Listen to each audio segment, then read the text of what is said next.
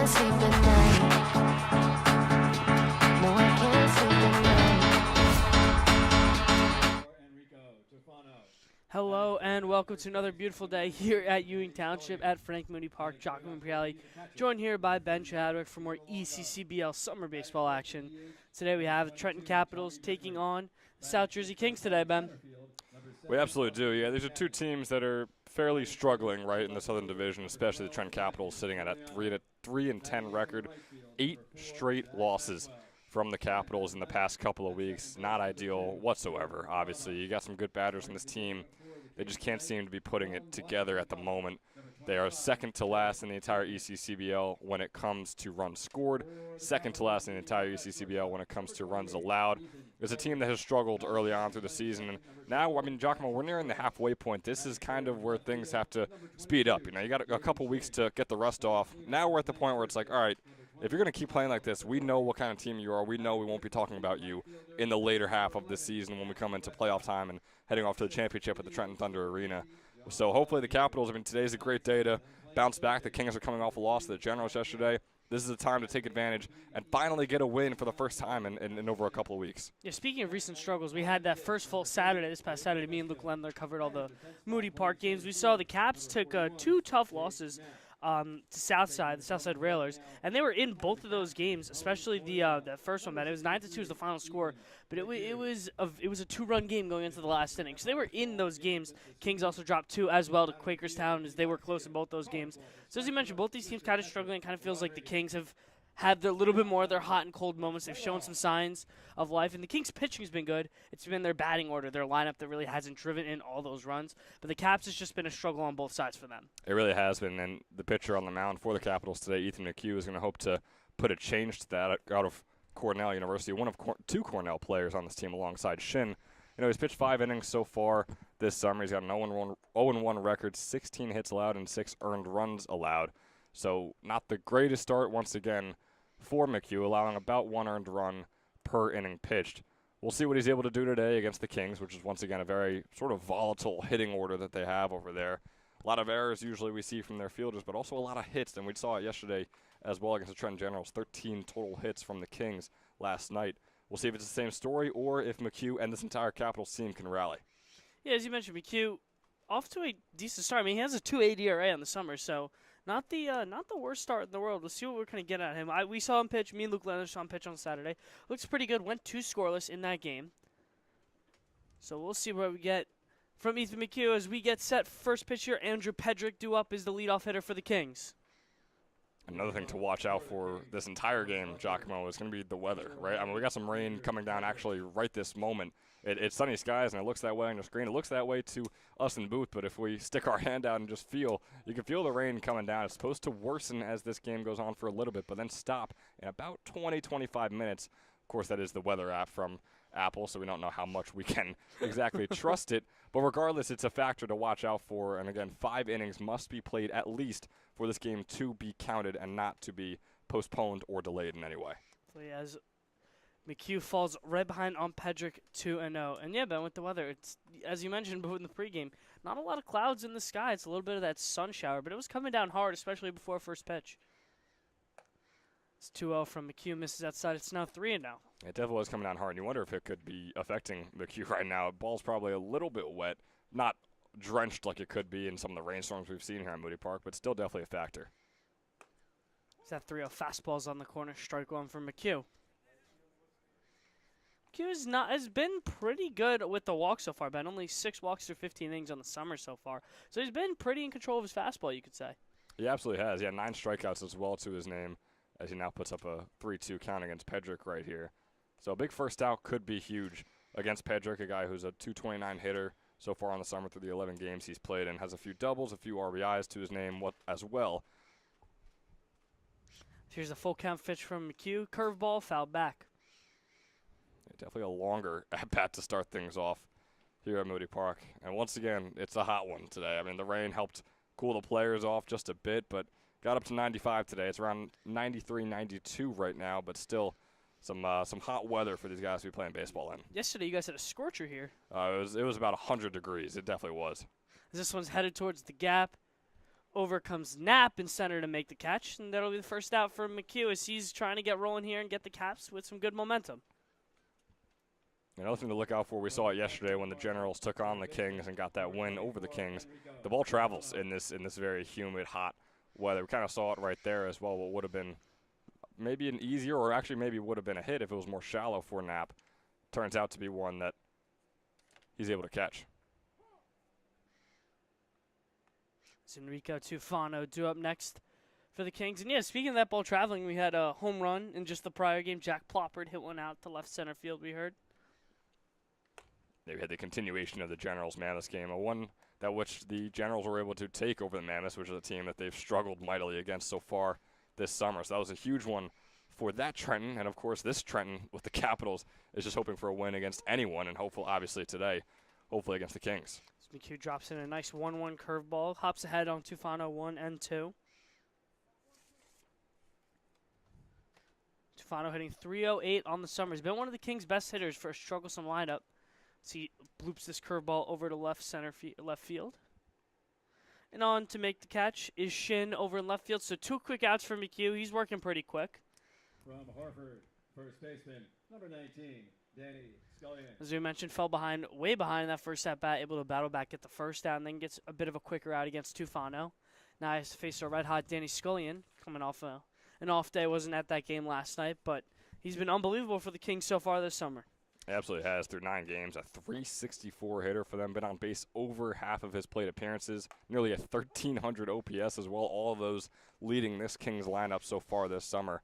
Definitely a dangerous hitter. That's why we see him in the 3 slot right here. It's kind of crazy that he only had 1 at-bat in his freshman season over at Hartford Community College where he went 0 for 1. So I'm sure that coaches should be taking notes after this summer performance from him. Absolutely, yeah. And we see a ton of Hartford Community College guys in the ECCBL, a lot of talented guys, so it makes sense as just a freshman why he was maybe not able to get a ton of playing time over there with the Owls. So he hops ahead on McHugh, counts 2-1. Pitch from McHugh. Scullion rips this one into the left center back. Knapp giving room, and it's going to be over his head. Scullion's on first, headed for second. Knapp has a little bit of trouble getting at the wall, but he'll finally throw it in, and it's a 2-out double in the gap for Danny Scullion as he continues his scorching summer. Yeah, Ben, just got that breaking ball inside that he liked from McHugh. We've seen McHugh kind of just blob it over a little bit, especially early in the count. He throws the 1-2 front door breaking ball to Scullion. He just makes him pay with a nice pitch he can hit. Yeah, he was ahead in the count. He threw one that obviously Scullion was able to get good contact on. It's a tough one for McHugh. I mean, you were having a fantastic start to the game, right? 2 batters, 2 outs to start things off, and then Scullion obviously does what Scullion does best and what Scullion has done this entire summer, and that's finding the gap. That's getting himself on second base, third base, all the way over for a home run. Extra base hits are something that Danny Scullion is very used to. It's Peter Longo now due up for the Kings. You want to talk about struggling bats in the Kings lineup? Talk about Peter Longo. 107 through 33 plate appearances so far for South Jersey. Yeah, and you have these guys that do have those struggles, and it's not indicative of who he is as a player. Right in his sophomore season at Fairleigh Dickinson was just about a .300 hitter with an .845 OPS. So sometimes it's just the wood bat, the big field over here at Moody Park. It can switch things up, right? It's sort of a different feel to the game, nearly a different game entirely with the different bats and a much larger field for these guys. I mean, different seasons, too. We talk about Parker Mirator being an ECCBL All-Star last year, and he's been mightily struggling this year. So, I mean, it's not even just coming down to the bat. It just depends on confidence level and the season. Exactly, yeah. Facing different pitchers as well. Some pitchers are able to pitch much better to different batters and different batter types, and maybe that's just the case for guys like Longo and Mirator, like you mentioned. As that curveball misses up from McHugh. So Longo's worked a full count against them. It's now 3-2. 2 outs as well. May try to send the bigger Scullion in motion a little bit with 2 dead. Interesting to see if they do put Scullion in motion. Never know with 2 outs. We'll have to see right here.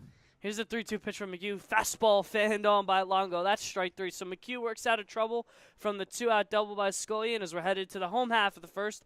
Caps and Kings tied at 0 apiece.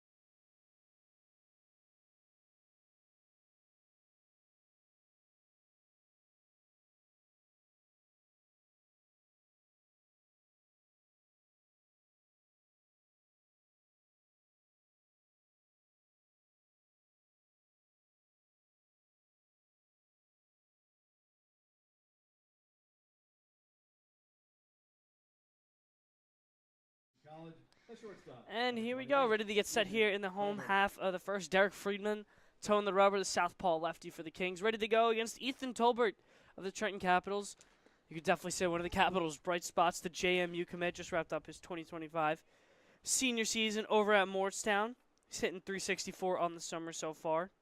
And he's been one of the, as I mentioned, one of the only bright spots you could say for a mightily struggling Caps lineup. It absolutely has been, and it's got to be a weird feeling as well for Ethan Tolbert, right? You just finished up your senior season in high school where you batted under 300, had 4 doubles, 1 homer, and then you come to the ECCBL where you're facing college-level talent, D1, D2 college-level talent, talent that you would think is a step up from high school, which it absolutely is, and you're outperforming what you did in your senior season, right? You said .364 average, a .936 OPS with a triple already. He's just 10 games in. So it's got to be a great feeling for Tolbert out there knowing that, hey, I can ball with the big boys. She chops this one foul. Scullion was giving range. And for the starting pitcher, Derek Friedman, Ben, he's been very, very good in ECCBL play so far. 7 1/3 innings pitched.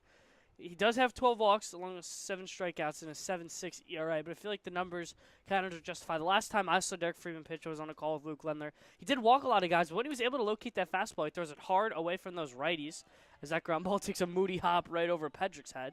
Definitely does, and you can hear the cheers, too. These guys know how this Moody Park plays, and they know when it plays in their favor, and they appreciate it whenever it does.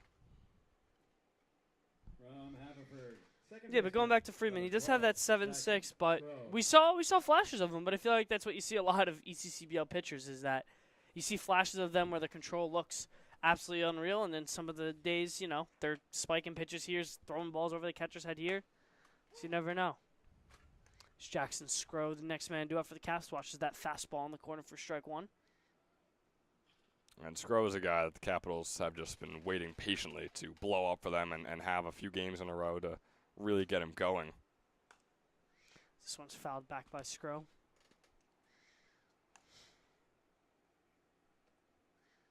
Friedman committing to Washington College down there in Maryland. Just wrapped up his senior season over at Lenape.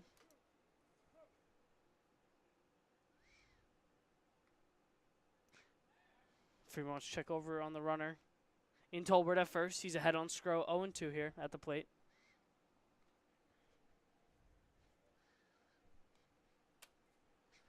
Here's that pitch from Friedman. Scrow bloops this one down from right field. That's going to get down for a base hit.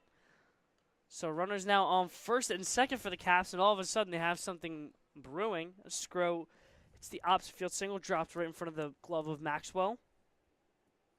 Caps trying to put some pressure on early as Jeremy Shin's going to come up and be due out for the Caps. That's a big one for Scrow as well. I mean, he's a guy where we were just talking about Tolbert taking the step up with the way he's playing from high school over to college, and you have Jackson Scrow, who in his freshman season dominated the entire D3 college world and is now taking a huge step down so far this summer with just that 182 average. But it's a big way to start right there. That's what I'm sure many D3 teams dreaded seeing every single game was those bloop shots out into right field or the homers out over the left field fence. So hopefully we get to see more of that from Scrow as the season goes on. Yes, definitely. As Ben, while you were in Ireland, Mr. Shin up at the plate, he had his first home run of the summer, so he's been kind of getting his bat hot a little bit. I did. I heard and I watched, and yeah, it was a fantastic shot from him. Just wrapped up his freshman season at Cornell. I didn't see a ton of playing time over there either, but it's good to see him getting the bat going so far this summer. It's his second straight summer as well in the ECCBL. Here's the 2-0 pitch from Friedman to Shin. This one rocketed down first base. Nice play by Scullion. He's going to go to second one way. Return throw will not be in time. Pedrick's going to hold it in his pocket. So it's going to be a nice defensive play by the Kings. Runner in Tolbert will move over from second to third. So we runners on the corners, one dead after the nice Scullion defensive play. It's a fantastic play by Scullion. It definitely was. Making the perfect read. The only out you were able to get right there, and the more efficient out was getting Scrow out at second. That's exactly what he did. And holding it was Raba and making sure that no one else advanced or went home or went back to second. Great play by the Kings. Upsets the Belmont Abbey redshirt sophomore and Matthew Vittore. It's going to be grounded right back to Friedman on to Scullion over at first on the flip. So that'll be the second out. Runner and Tolbert will stay put over there at third base. The runner will not score. Shin will move over from first to second. So the Caps going to have 2 men, both in scoring position, 2 outs. As Matt Westcott's going to step up for the Caps, try and drive in 2. I'd say Dyer runs better. It almost feels that also in the games that I've most recently called the Caps, they fall behind early, and that's kind of been their struggles. I feel like if the Caps can get out to an early lead here, that may just give them some kind of momentum to try and get the runs going for them. It's not something they've been able to do recently. We'll see, because they fall behind early, and the runs just keep piling on top of them. So we'll see if they're able to get ahead early, if they can also prevent those later on runs as well. But, again, we just haven't seen winning baseball from the Capitals. And, like I said, over 2 weeks. So it's an oddity for us to even see them in a sort of game like this where they have a situation to go up so early. Westcott's down 0-2 on Friedman. Just misses the corner with that breaking ball. Westcott watched 2 nice pitches there from Friedman. Fell in the 0-2 hole. And Friedman thought he had the strike 3 called on the curveball. Just missed away. Here's the 1-2 from Friedman. Swung on by Westcott over to second base as Raba coming in. Handles the tough hop on to first, and that'll be another out. So the Kings and Derek Friedman able to battle out of some adversity as they head to the top half of the second. Kings and Caps knotted at 0-0 apiece here at Moody Park. Hi, my name is Dr. Philip Glassner. I'm a hip and knee replacement specialist at Mid-Jersey Orthopedics.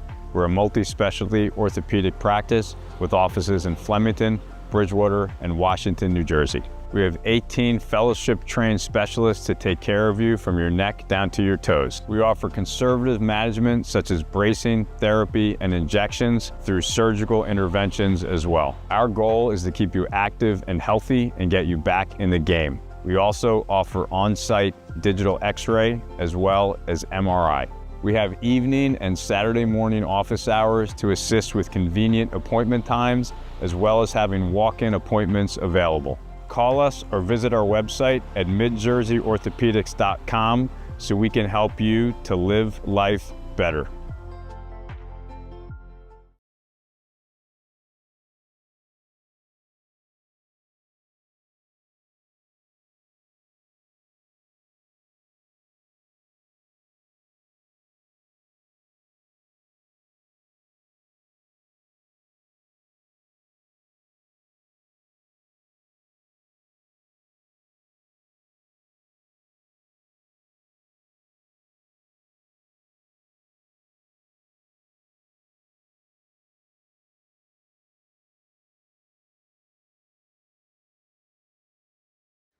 Ethan McHugh gets set for his second inning of work. Only 22 pitches in. As Salisbury sophomore Mr. Diffley is going to step up. Mr. Tommy Diffley.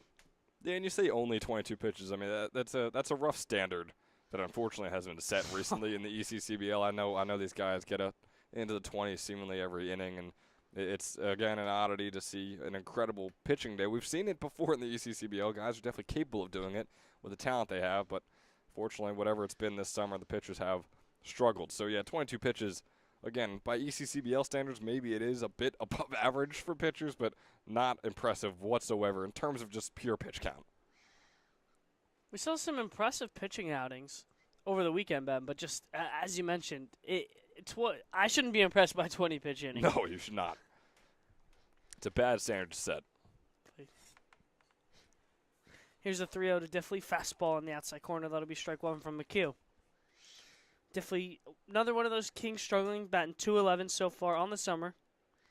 Only 1 RBI, 4 walks. Has not struck out yet, though, all summer. So that's an interesting number.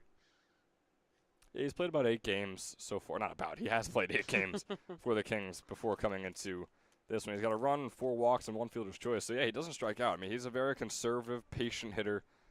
Does his best to get on base no matter what. He's got a 3-2 count right here, though. Here's that pitch from McHugh. Swung on over to first base. Over in Fattori. He's going to step on it, and that'll be a nice, quick first out for McHugh. Well, quick is not a word I should use, but not too much trouble there for McHugh as he retires. Diffley via the ground out. Center fielder, number 7, Austin. It was Austin Buchanan's going to step up now for the Kings. Yeah, Buchanan, in just his second at-bat, had that homer go over the left field fence for the Kings. So pretty impressive stuff from the young kid. The LaSalle commit as well out of Delsea High School, wrapped up his senior season there Yeah, he's 2 for 13 so far in the summer. That doesn't look so great, but then you look at him having a homer and 2 RBIs as well through the 4 games he's played, and you kind of give him some more leeway. But is it Delsey or Delessi? I hear both kind of things. Delessi? I think it's spelled D-E-L-S-E-A, which means Delsey, not Delessi. I'm not sure. I'm just asking. I'm not a South I Jersey can guy myself. Neither am I, and I can tell you I'm 100% sure it's Delsey. There you go. Well, there's the whole Lenape thing. That one's more understandable, but putting vowels in where there isn't a vowel does not make any sense to me whatsoever. Understandable. I hear a lot of people say it that way, at least from North Jersey, where I'm from. So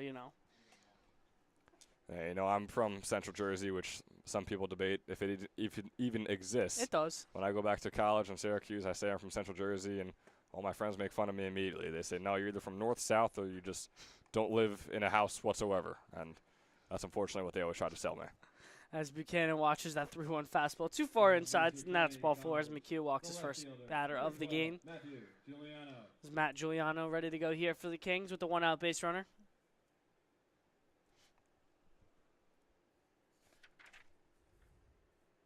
Giuliano only 2 for 17 so far in ECCBL play. So let's have 1 double and 1 RBI, but 10 strikeouts, so big swing and miss numbers for this kid.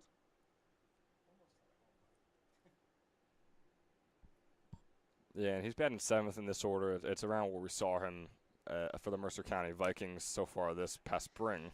So it's chopped over to third base, on to second, Scrow on to first.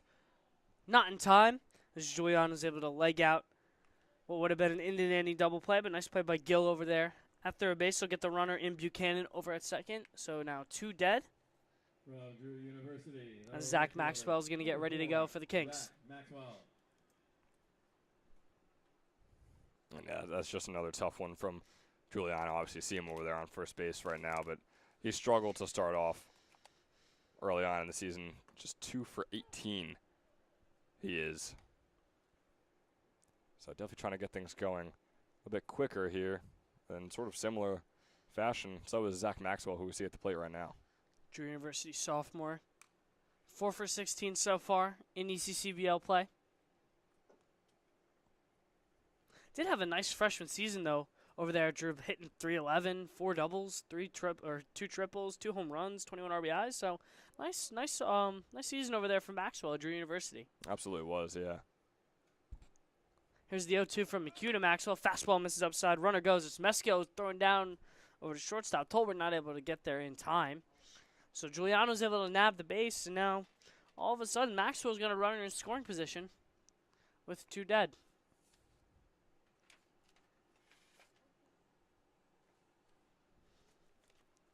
Here's the 1-2 pitch from McHugh. Fouled back by Maxwell. Yeah, it looked like it was coming straight for him, too. If he didn't swing at all, he probably would be taking his base right now, but swung the bat all the way around. This at-bat continues. I feel like McHugh, Ben, has done a really good job keeping hitters off balance. He's thrown the curveball for the strike well. He's just thrown multiple pitches for strikes, and those are the kind of toughest pitchers to hit in ECCBL play. Here's the 1-2 pitch from him. That curveball is fouled back by Maxwell. Yeah, he has looked solid, right? I mean, he only got a couple hits allowed so far early on in this one. He's a pitcher, we said it, through the 15 innings he's pitched, has looked very solid, only allowed those 6 earned runs. 1-2 pitch again from Maxwell. Swing and miss, strike 3. McHugh does a little stutter step as he's hyped up after that one. Capsule of the Kings scoreless, headed to the home half of the second. It's the Caps nothing and the Kings nothing here at Frank Moody Park.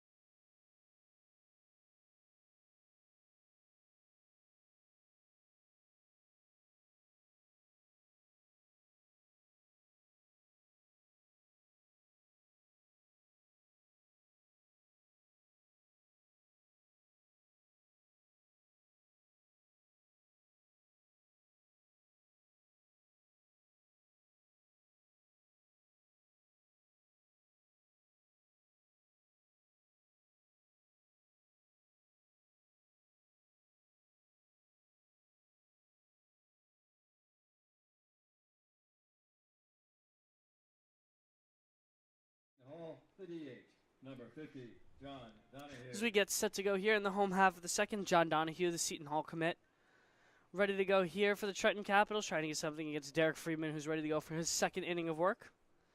As the 0 pitch from Friedman, fastball inside, so that'll be strike one.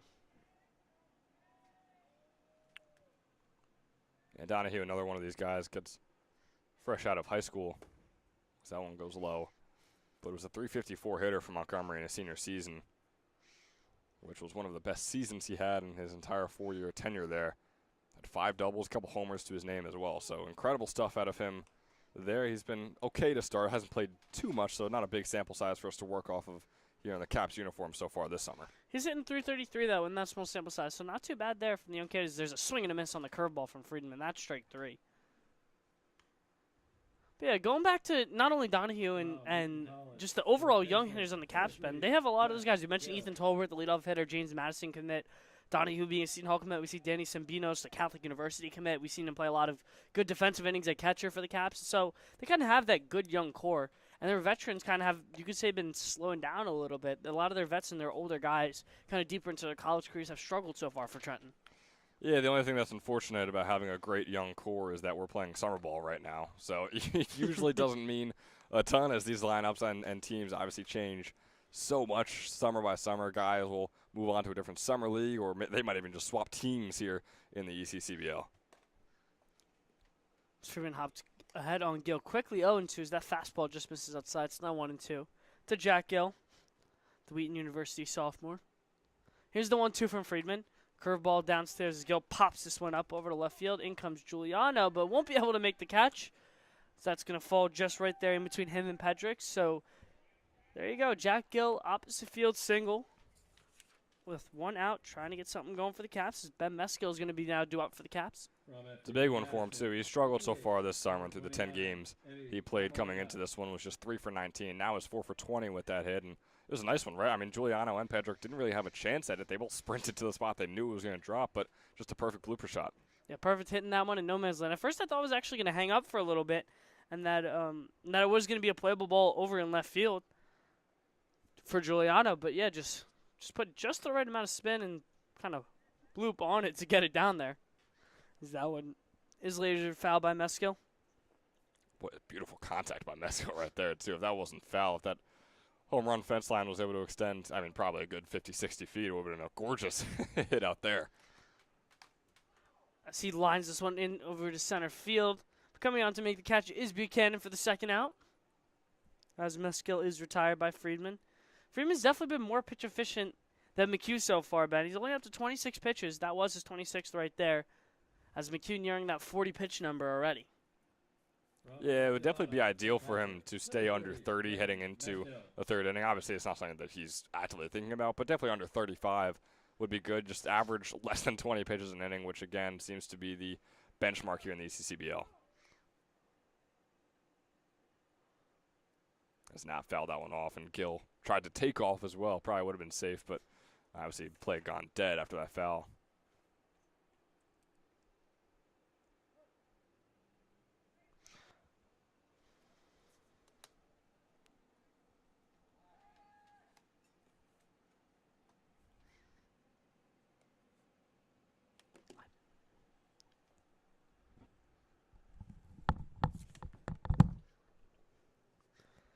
Here's the 0-1 from Friedman.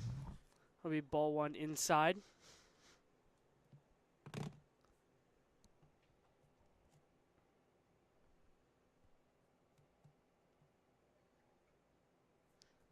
Meskill hitting .250 so far on the summer for the Caps. As that curveball misses inside to him. It's now 2-1. That was Jake Knapp before Meskill, right? Apollina. Sorry, I forgot to add Apollina. That's on me. And then it was Meskill, and then Knapp's next after Meskill. That's on me. Here's the 2-1 from Friedman. Fastball misses outside. It's now 3-1. Derek Friedman now all of a sudden starting to miss with that fastball. Can't locate it on that corner. Danger of having his second base runner with 2 dead.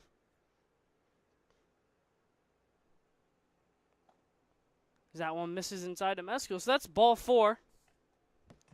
Caps now have 2 base runners on with 2 outs. Is Jake Knapp ready to go here? for the Caps, a chance to bring in the first run of the game for Trenton. Jake Knapp.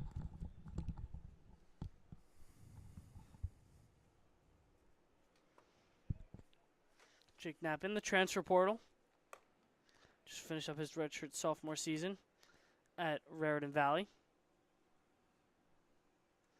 Watch his ball one for Derek Friedman.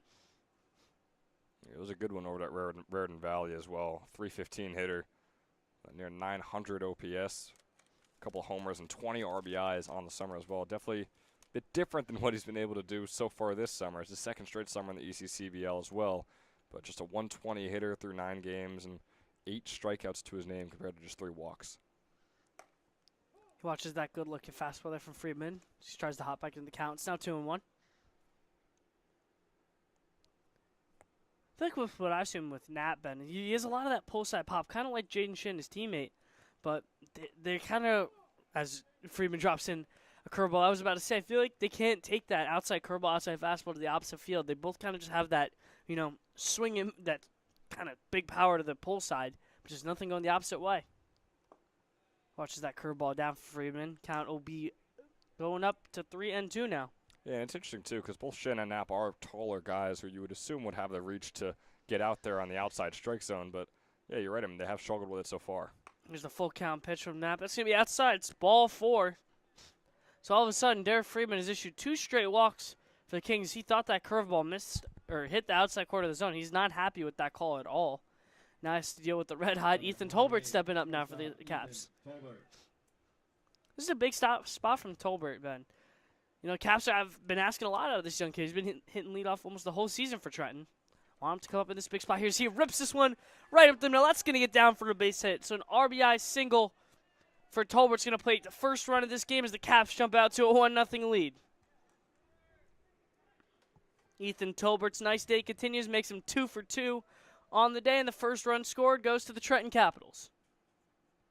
It's a big one. You talk about how much the Capitals struggle to start games off quickly and start games off hot, get an early lead, and try and hold it and protect it rather than being the ones fighting back. Well, they're in a good spot here. You got 1-0 ball game. You got Jackson Scrow, who got that hit earlier. We know how dangerously talented he is moving forward in this game and in this entire season.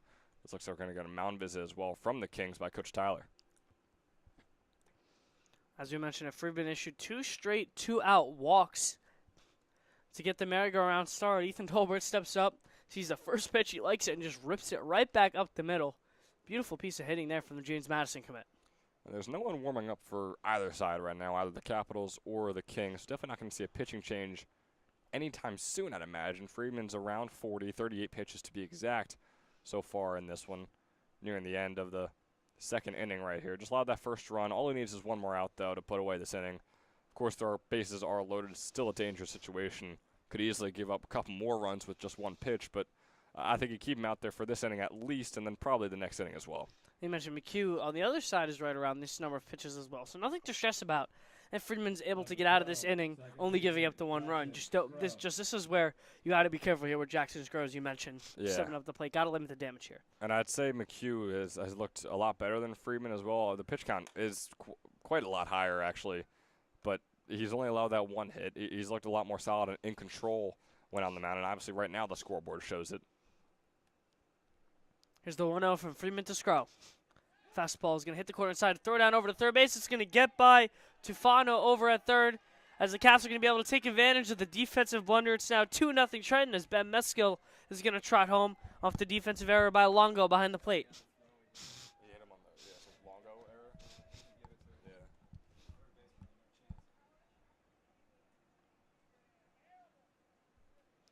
So the throw hit Meskill on the arm. So it wasn't a bad one from Longo down to Tufano, but nonetheless, Caps able to get their second run as Scrow pops this one up. Buchanan's coming in, and he'll make the catch, so that'll do it here for the bottom of the second inning. Caps jump out now to a 2-0 lead as they tack on 2 quick runs off of Derek Friedman as we're headed to the top of the third here at Moody Park.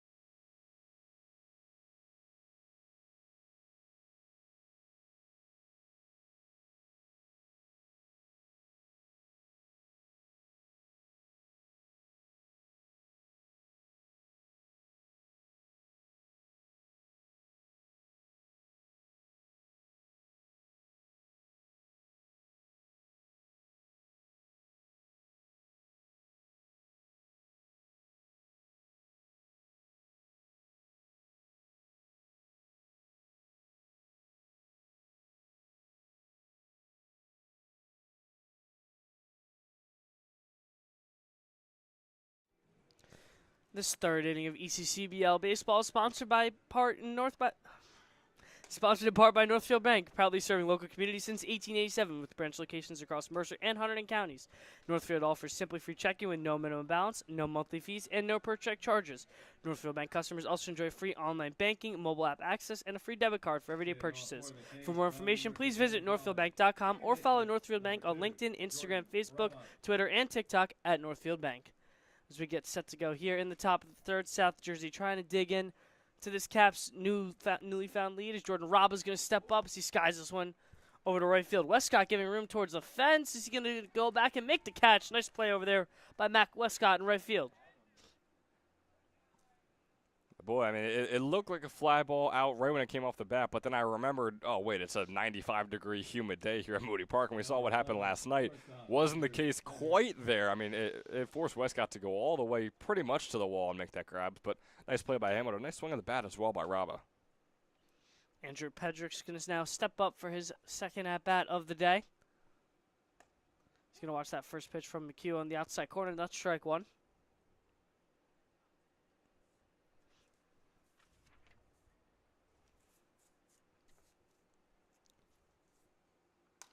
See, rips this one right back up the middle. That's going to get past the glove of Tolbert, so now one out base hit for Andrew Pedrick as the Kings try and dig into this Caps lead. Number 24, third baseman, Enrico Tufano. Rico Tufano now due up for the Kings. He's 0 for 1 on the day.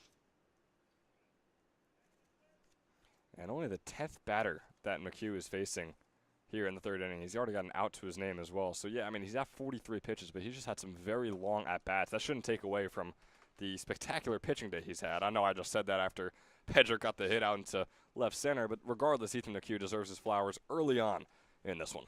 He's also been a lot more around the zone. So Derek Freeman, especially last inning, walk a couple of guys, and it's resulted in some runs. As runner's going to take off, sorry, it's going to be a fake steal over there first base by Pedrick, but nonetheless, McHugh's able to clip the corners. He is way ahead on Tufano, now 0-2.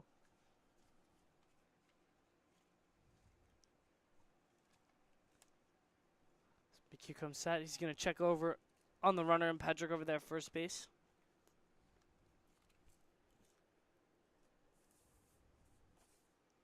Pedrick only one stolen base on the summer so far. As the 0-2 from McHugh. Strike three called on the corner. Nice looking fastball there. As Tufano didn't love the call, but McHugh just dots that down in the away corner for strike three, as that's now going to be the second out of the inning for him. And Tufano didn't look like he was maybe sharing some words or sharing some darting eyes at least over to McHugh out there on the mound. So you love that animosity just a little bit here at Moody Park, but Tufano's a dangerous hitter. And he just got caught by a McHugh fastball in the right bottom right corner.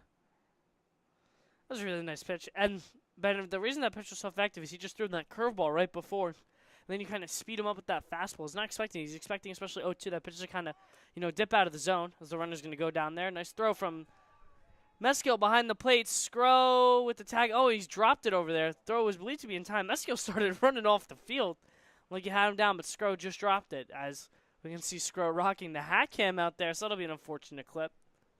Yeah, we'll have to see what he has to say when our boy Evan puts that video together. But, yeah, I mean, his glove got on Pedrick in time, but glove did not contain the ball, so that's usually what it takes. Scullion was asking for time. Not sure what the call is going to be. No signal from the home plate umpire. He's still calling time, and he was calling time a good bit before McHugh threw that pitch, so curious if he did just get the call there. We still don't know. That one's going to be foul tipped over by Scullion. So count says 1-1 on the scoreboard, but again, there was a little bit of a strange mix-up there. Pitch would have been a strike. Say that. Looked like it was right there, but as for now, we'll call it 1-1. Here's the pitch from McHugh to Scullion. Fastball just missed off the corner. Yeah, definitely an interesting situation. Haven't seen that yet this summer where a batter calls time, doesn't give it to him presumably, and the pitcher throws a pitch, but then that pitch is maybe not counted. We haven't seen that in a long time here. Scullion watches that curveball in the corner. It's now 2 apiece. So, yeah, obviously with that pitch right there, They're going to, I guess, negate the pitch. It sounds like it, yeah. 2-2 count is the only count we're going to be using right now. Can't really work off a 2-3 count and continue the at-bat. It's unfortunate if you're McHugh as well, because he dropped in a nice curveball on that pitch. Here's the 2-2 to Scully, and he rockets that one foul. It was definitely going to be an inside ball right there, but Scullion was just making sure he was on. Doesn't want to be caught looking. That was McHugh's 50th pitch of the game so far. 2 balls, 2 strikes to Scullion, 2 outs as well. Runner's going to fake steal over there at second base.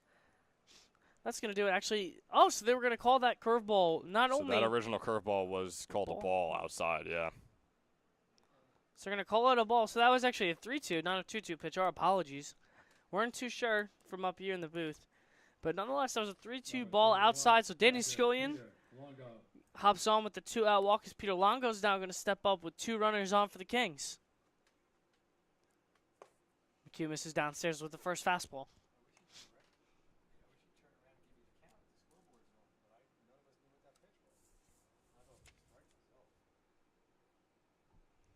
Mentioned Longo's recent struggles. This would be a big at-bat for him to get only his second RBI in the season and just get out of what has been a brutal slump for the kid. Yeah, he's batting just barely over 100 and just barely over 200 when it comes to on-base percentage, just barely over 300 when it comes to OPS. So, yeah, those aren't the exact numbers you want to be building up by single digits in those categories. So as he pops that one foul, he's way behind now on McHugh. It's now 1-2 is the count.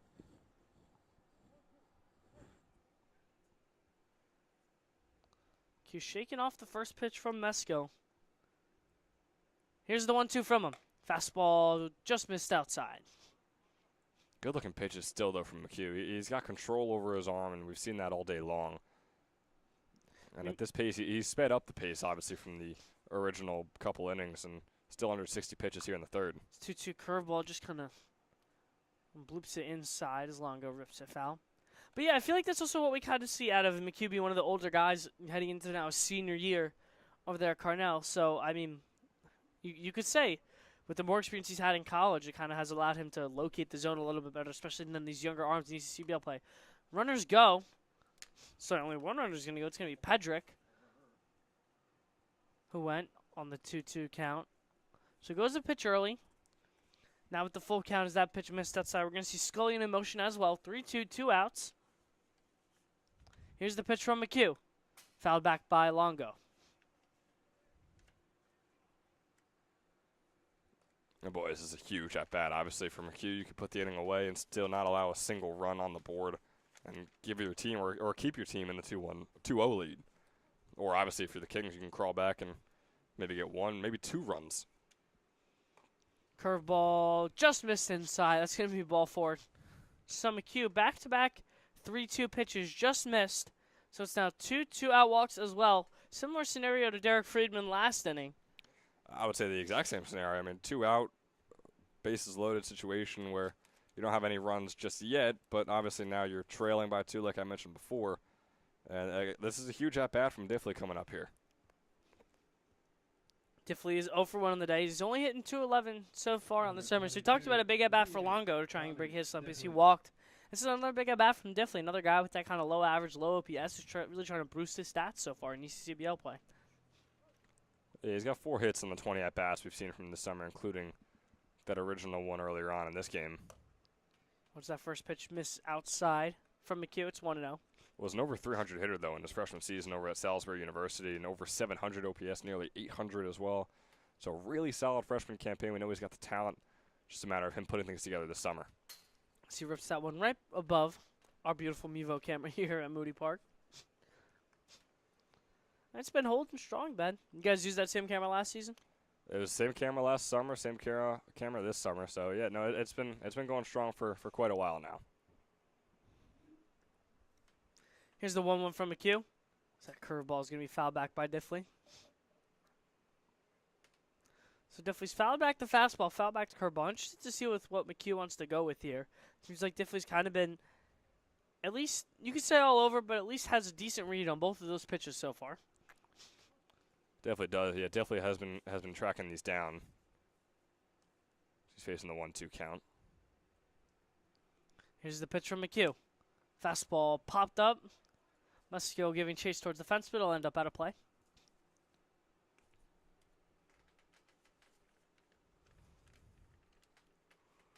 Kings on that 3-game losing streak, as we mentioned, got swept over on Saturday, just lost last night to the Generals. Trying to right their ship. Here's the 1-2 from McHugh to Diffley. Fastball ripped back up the middle, base hit, and just like that, Kings are going to plate one. Scullion's riding thirds. He's headed for the plate. Throwing from center will be not in time. Scullion crosses safely as there's a 2-out, 2 RBI single from Tommy Diffley as the Kings even up this game at 2 apiece.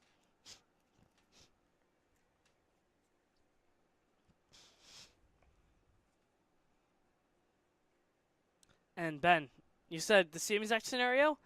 Eerily similar. 2-out walks by both pitchers. In the in the top half, in the bottom half of the second, it was Ethan Tolbert stepping up. RBI single up the middle. This time it's Tommy Diffley stepping up for the Kings. 2 RBI single for the Kings. And that's a huge one, right? You tie up the game. The Capitals get some momentum. The first time they've maybe really felt good about themselves in quite some time, and the Kings just immediately rain on their parade. We hope that the actual rain doesn't rain on our ECCBL parade today, and hopefully we can keep chugging along through this game. But yeah, I mean, just like that, it's a tie ball game once again, and maybe Austin Buchanan has plans to make it a 3-2 lead for the Kings. He hops ahead on McHugh and 2. So what went from probably his best looking inning yet just goes into turmoil for McHugh. Walked a couple guys, gives up the 2-out base hit. Now all of a sudden it's evened up at 2 apiece as McHugh's now in a hole against Buchanan as well. He takes a whip at that 2-0 fastball and fouls it back. Yeah, now is when you kind of you're forced to look at the pitch count again from McHugh. It was something that was a bit unfair to him just with how long these at-bats were taking in the first and second innings. But this inning is all on him, and he's nearing 70 pitches already, and we're in the 3rd inning. So it's not ideal stuff from McHugh. As Buchanan pops this one up on the infield. Gill's going to call everyone else off as he'll make the catch. McHugh not happy with himself coming off the mound as the Kings able to get to McHugh for 2 runs as they tie this game right back up. All of a sudden we got a ball game once again here at Moody Park. It's 2-2, headed to the home half of the 3rd. There were no errors and 2.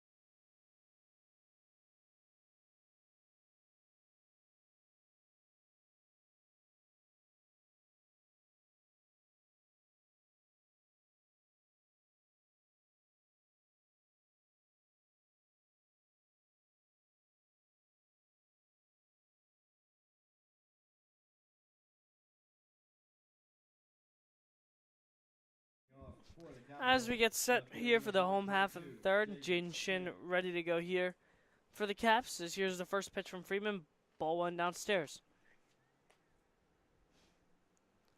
So now all of a sudden, Ben, you kind of would like Freeman's situation a little bit better. Still, he's up to 42 pitches now, but as opposed to McHugh's almost 70 pitches after last inning, Yeah, in terms of efficiency, it was kind of always Derek Freeman in this game, but in terms of just pitching well and skill-wise, it was all in McHugh's favor. But now, I mean, depending on how Freeman's able to do with the sort of top half of the Capitals lineup right here, it's looking like his ball game when it comes to the pitcher battle. As he's falling quickly behind on Shin, it's 3-0.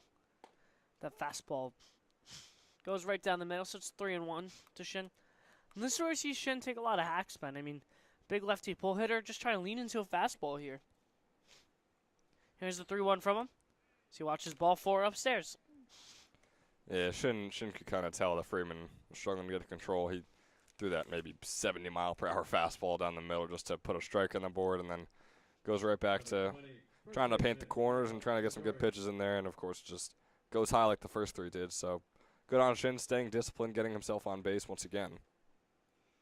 Matt Fattori now up for the Caps. He's hitting a .182 on the summer, so another struggling Trenton Capitals hitters, as it is with most of their guys. Yeah, it's a struggling team, so it's tough to try and pinpoint guys having struggling seasons when the entire team has just altogether really not had a incredible start to June and a little bit of May that we had to start off the ECCBL season. But who knows? Maybe July is where they bounce back. Freeman drops in nice 2 curveballs. He's ahead on Fattori 0-2. Strike 3 called on the corner. So 3 straight curveballs from Friedman. Retires Fattori quickly, as that'll be the first out for the Kings in the home half of the 3rd. Talk about efficiency right there. 3-pitch strikeout doesn't get much better than that if you're Friedman. Not at all. What I think is crazy, Ben, still no bullpen action down there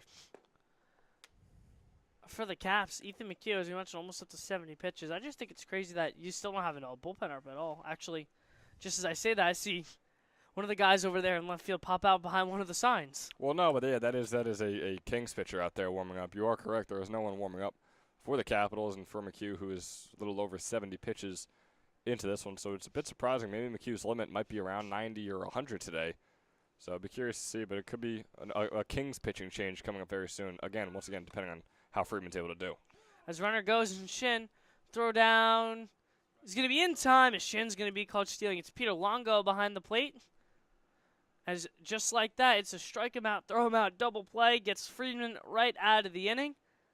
And just like that, Kings finally able to throw out that 0. So Kings headed back home, getting ready to go here and hit in the top of the 4th. It's the Kings and Caps tied up at 2 apiece.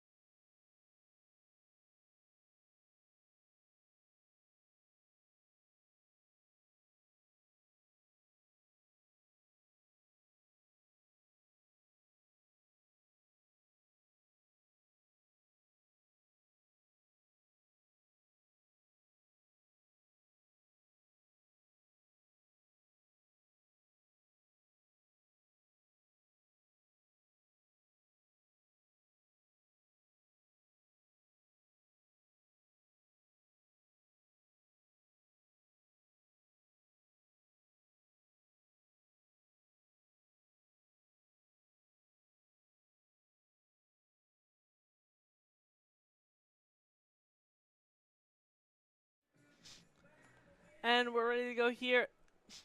Top half of the 4th inning here at Moody Park is Ben. Let's hope these clouds stay the way they are. Not too bad so far. Haven't had any rain since the 1st inning. Yeah, we had that sort of, I don't want to call it a downpour, but it was a heavy set rain coming down before the game started and a little bit during the top half of the 1st, but it seems like it stopped completely as we have Jeff, our PA guy, shushing us, talking about how good the weather has been. But we've been lucky so far, and all we could do was just hope that it stays the same. Don't want to have that good old announcer's jinx. We've had that a good amount this year, so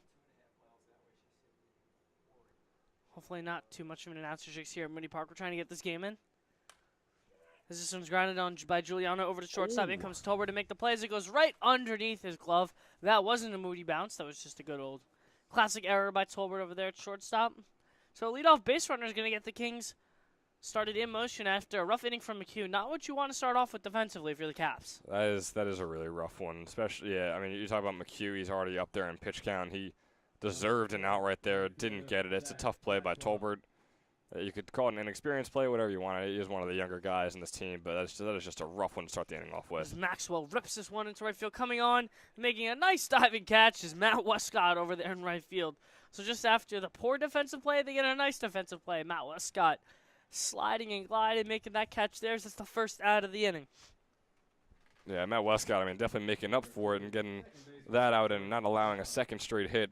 So you could say McHugh was kind of, I don't know what the word is, bailed in with the Ethan Tolbert play and then bailed out with Westcott. I'm not sure what the terminology for that is, but it seems like McHugh should be all set and even now with his fielding unit behind him. There's Jordan Raba now due up as he fouls the first pitch back. We've seen Raba hit leadoff a good amount for the Kings. Now batting 9 holes are kind of doing, that good old-fashioned double leadoff type of thing. Yeah, but he is a guy that has struggled this summer. He's just a 146 hitter, and he batted leadoff for a majority to start off the season because he was Mercer County Community College's best player this entire spring. As that is a wild throw from Meskill as Giuliano's able to nab the base. I mean, yeah, Ben, in his first at-bat, though, kind of hit into some unfortunate luck. That was a high fly ball for the right field. Almost, it was, I'd say, 2-3 steps away from getting to the fence by Westcott over there. He gave a lot more chase, as we mentioned, in that first at-bat. Here's the 1-run from McHugh to him. Curveball misses downstairs. So, yeah, it is always tough, and it could be weird for these guys, too. I mean, playing at such a high level in the spring at Mercer County Community College in the case of Jordan Raba, and then coming over to the ECCBL and your average and your on base and OPS all dropping by nearly 250, 300 points. That one's chopped foul by Raba. So now 2 balls and 2 strikes apiece. That was the 76th pitch from McHugh to Raba. Still no one up and going in that Capitals bullpen. I think that's a little crazy. Here's the 2-2. Fastball popped up. Headed towards center field. 3 Caps coming in together. It's going to be Shinn, the right fielder, who's going to come on and make the catch. So that'll be the second out for McHugh of the inning. It's a big couple of outs. Obviously, McHugh should be walking to the dugout right now and celebrating a 3-up, 3-down inning. But once again, can't be mad at your fielding unit, especially after that play by Westcott. So the inning continues, and all you could do is go 4-up, 3-down, and get out of there as quickly as possible, especially nearing 80 pitches on the day. She's now facing Andrew Pedrick, who does have a hit off from McHugh as well. Reached on an error, and scored in his second at-bat. McHugh hops ahead on him with the first pitch fastball. It's 0-1. Here's the pitch to Pedrick. Fastball fouled back. It's now 0-2.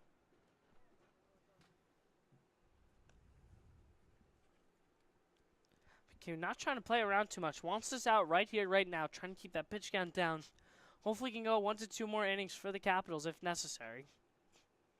It seems like he's going to have to. I mean, you mentioned it before. Finally, we do have an arm warming up for the Capitals, but just starting to warm up. There's that fastball. Ate up Pedrick inside, but he's able to foul it off. That's an unfortunate one for Pedrick. He was just trying to get out of the way of what was clearly a ball and then hits off his bat, and there's still not a single ball on the count so far for him. Still sitting at that 0-2.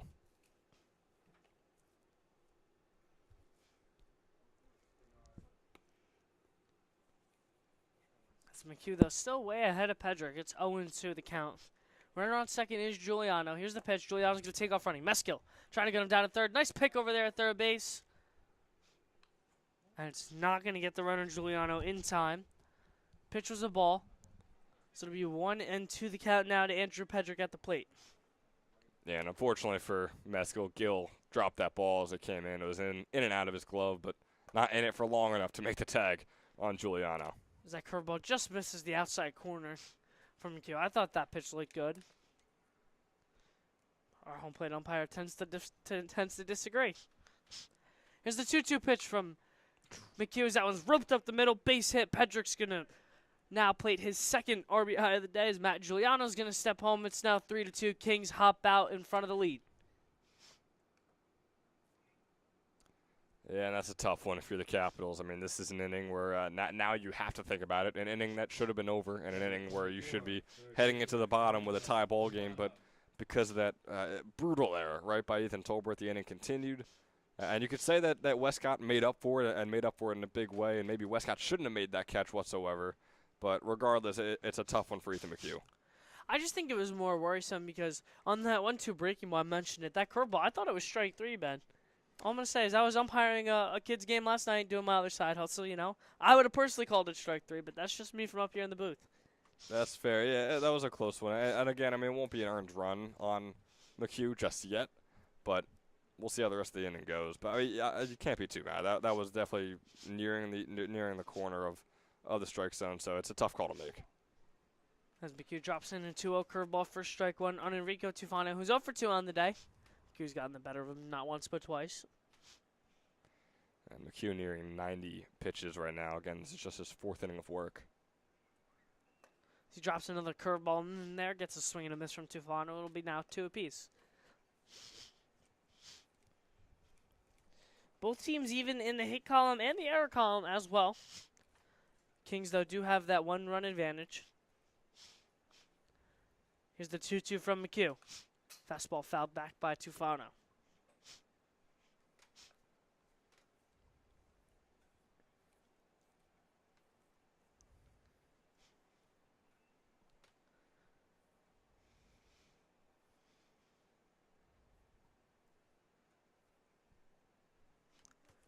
Runner on first is Patrick. Just played an RBI single. His pitcher McHugh curveball way outside. Runner goes. Meskill trying to throw it down. Hops over Scro's head. So Pedrick will nab the base. Is now once again there will be a full count. 3-2 pitch coming up to Tufano with a base runner and scoring position over at second base. Yeah, it was a tough toss over there from Meskill. It bounced pretty early and bounced pretty far over Scro's head. And even if he made the grab way over his head, there was no chance of him getting the tag down in time. Full count pitch from McHugh. My apologies. This is foul back by Tufano. Enrique Tufano, as we mentioned, we've had a lot of Kings hitters, especially against McHugh, Ben, foul off that fastball, foul off that curveball, and just work long at-bats. That's what we've been saying. McHugh hasn't pitched awfully by any means. It's just that these Kings hitters are working him deep into counts constantly. As that 3-2 almost hits Tufano, and that's going to be ball 4 as he's going to be aboard with the 2-out walk. Yeah, and now with McHugh, I mean, you mentioned how some of the at-bats can go very long. That's why the pitch count, which is at 92, is so inflated. But regardless, it's starting to turn into a day where the pitch count still would probably be in the 70s or maybe even low 80s somewhere if it was a normal, not very long at-bat type of day for Ethan McHugh. So still not the greatest showing so far. Now he has to be very careful with Danny Sculliano up at the plate as he drops in the curveball for strike 1. We know Scullion can make a play. He has 2 homers on the season. That would give the Kings definitely a lot more cushion than their 1-run lead that they have right now. That's a second straight curveball from McHugh. That one drops him for a strikeout as well. So he's going to hop ahead on Scullion 0-2. So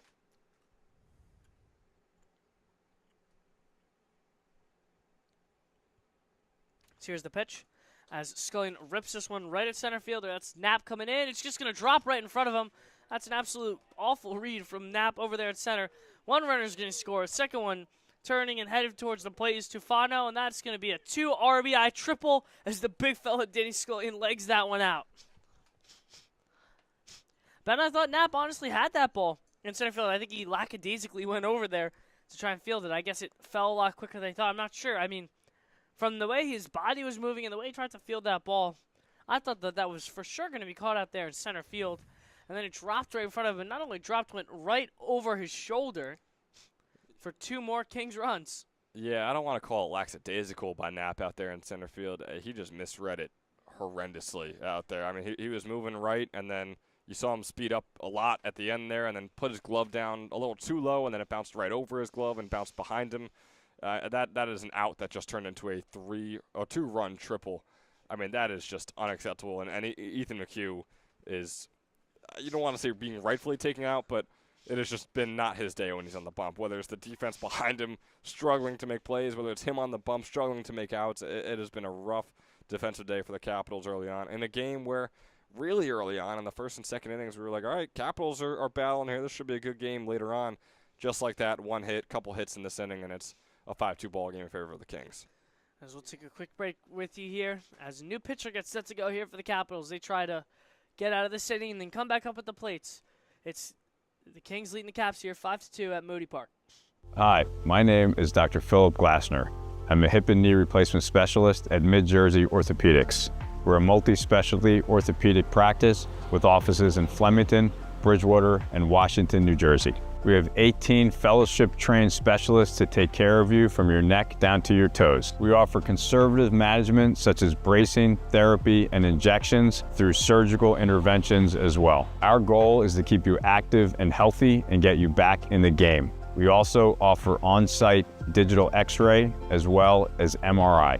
We have evening and Saturday morning office hours to assist with convenient appointment times, as well as having walk-in appointments available.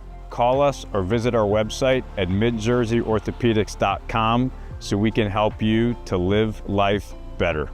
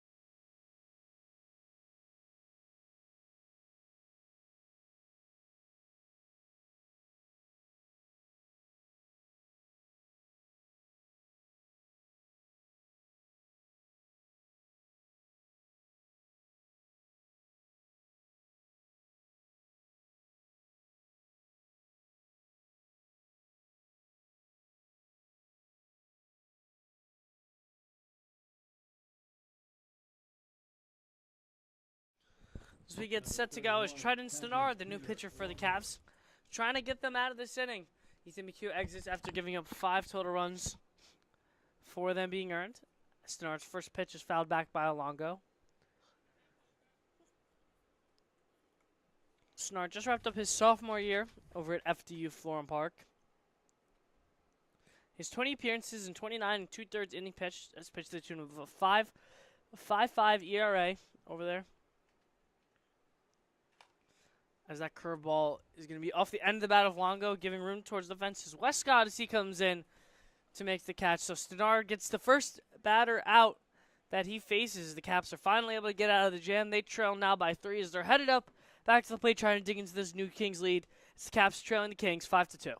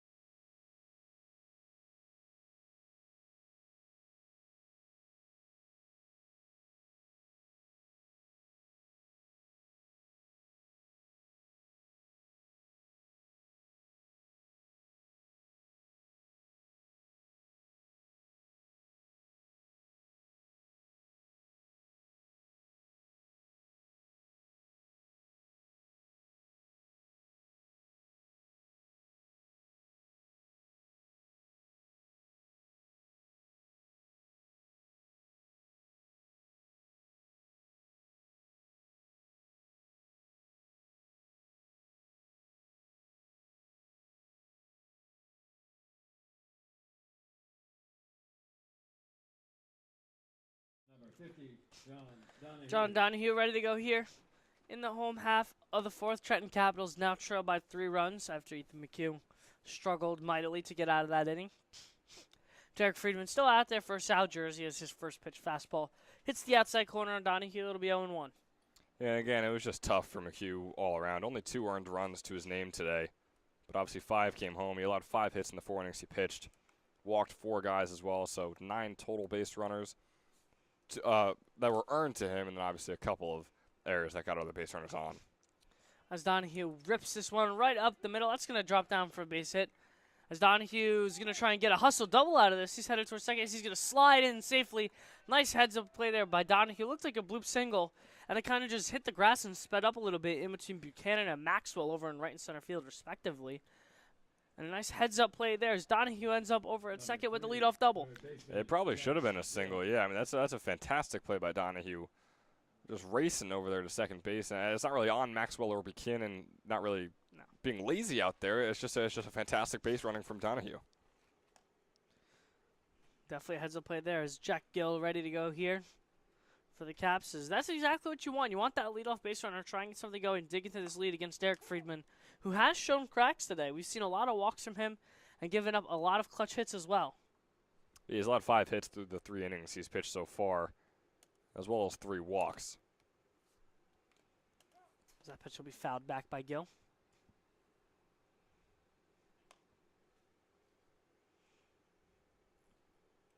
.158 hitter in Jack Gill now up at the plate. He's looking for his second RBI in ECCBL play right now. Here's the 1-2 pitch from Friedman to him. Curveball swung on, and that's headed towards the gap in right center field. That's going to get down for a base hit. As Gill is going to, he's going to be held up over first place. Nice relay over there in center field by Buchanan, but nonetheless, the damage has been done as Jack Gill rips an RBI single. John Donahue will score as it's now 5-3. Caps starting to dig into this lead.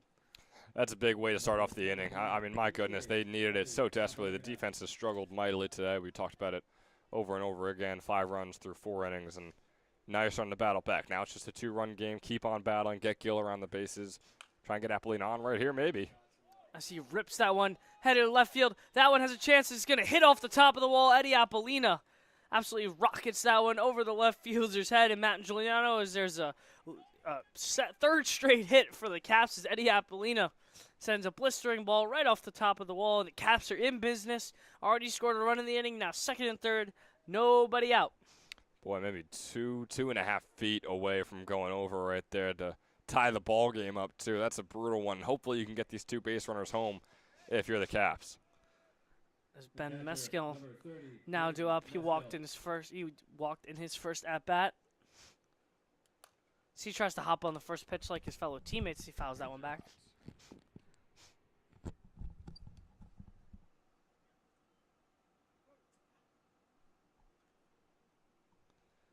Here's the 0-1 for Freeman to Meskel.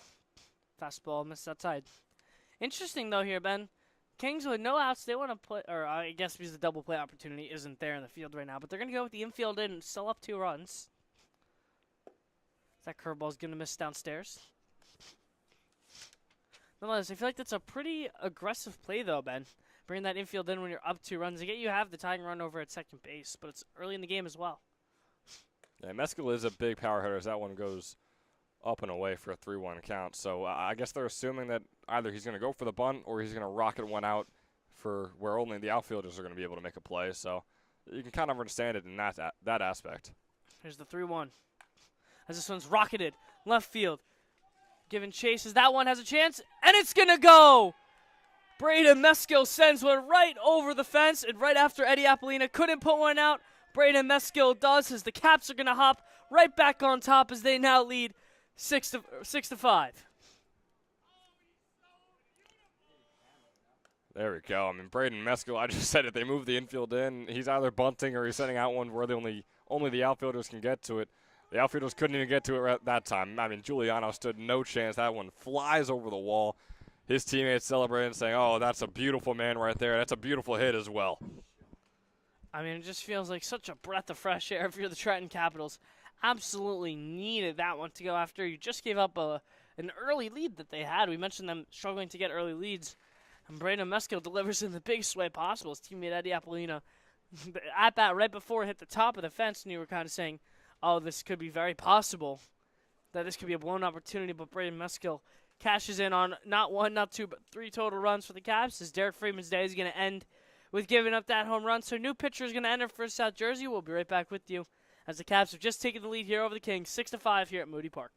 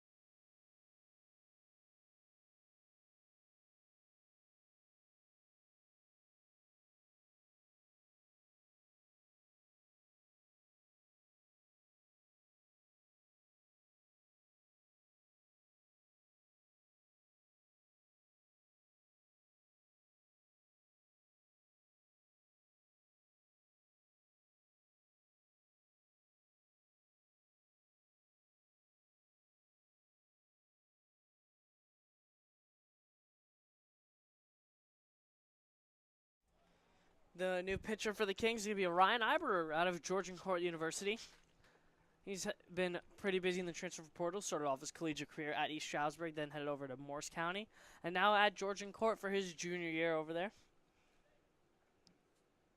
So he's facing Jaden Shin now due up at the plate as he fouls back that, it's Jake Knapp up at the plate, apologies. He fouls that fastball back. It's now 1-1. Yeah, they're both tall guys wearing the Capitals uniforms. Lefties so as well. You can definitely understand. Very similar builds as well. They're just tall, lanky lefties. Tall, lanky, yep. As that fastball misses way downstairs from Robert. It's 2-1.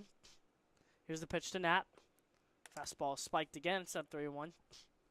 Every miss so far, Ben, that Iber's had has been a spiked fastball so far. See if he's able to kind of relocate his eyesight a little bit. Yeah, he came into the game a bit unexpected. Probably a bit earlier than he would have expected. So let him get his reps and let him get used to things. See, it's Nat's a fan at that fastball. It's a now full count 3-2. And yeah, credit to him, as you mentioned, he's 9-inning pitch on the season, pitches to the tune of a 1.56 ERA in ECCBL play. So he's been very rock solid for the Kings. Yeah, allowing a hit pretty much every other inning he pitches as well. So very, very solid stuff from Iber. And 9 innings pitched and a whip of 1.0 as well. He's got 5 hits and 4 walks allowed. And there's who I thought was at the plate in Jaden Shin over there, grabbing that foul ball. There you go. So he got involved regardless. Yeah. It's the 3-2 pitch from Iber to Knapp. Fastball misses downstairs. It's ball 4. So Jake Knapp's aboard with a walk to keep the inning going as the Caps have now had all the momentum going. Mentioned just before the previous break, Braden Meskill, the catcher for the Trenton Capitals, sent a rocket right over that left field fence, giving the Caps back their original lead that they had early in the game. Matt Giuliano couldn't make a play on that fly ball. Is now Ethan Tolbert's now going to be due up for the Caps. He watches that first pitch fastball in the outside corner. He's not happy with that call. That's a tough one. I don't want to go directly against the umpire, but that's one I'm going to agree with Tolbert on. I mean, that was up and away. One that he should have never swung on, one that he didn't swing on, and one that still puts a strike on the board. He's not going to swing at that fastball as it clips the corner, and he's upset with that one again. It's now 0-2 against him. That one was in there. I'm with him on the first one. He could be upset. I'm upset with him. The second one, it should be a 1-1 count right now. That's all I can complain about. Runner on first is Knapp. Here's the 0-2 from Robert to Tolbert. Fouled back. Yeah, that one was heading right down the middle, too. So a good swing by Tolbert, just hoping to make some better contact next time around. You don't really get one of those mistake pitches in that bat, and Tolbert not able to capitalize on that one. So we'll see what Iber wants to do. He's way ahead on Tolbert. He has him deep in the hole here.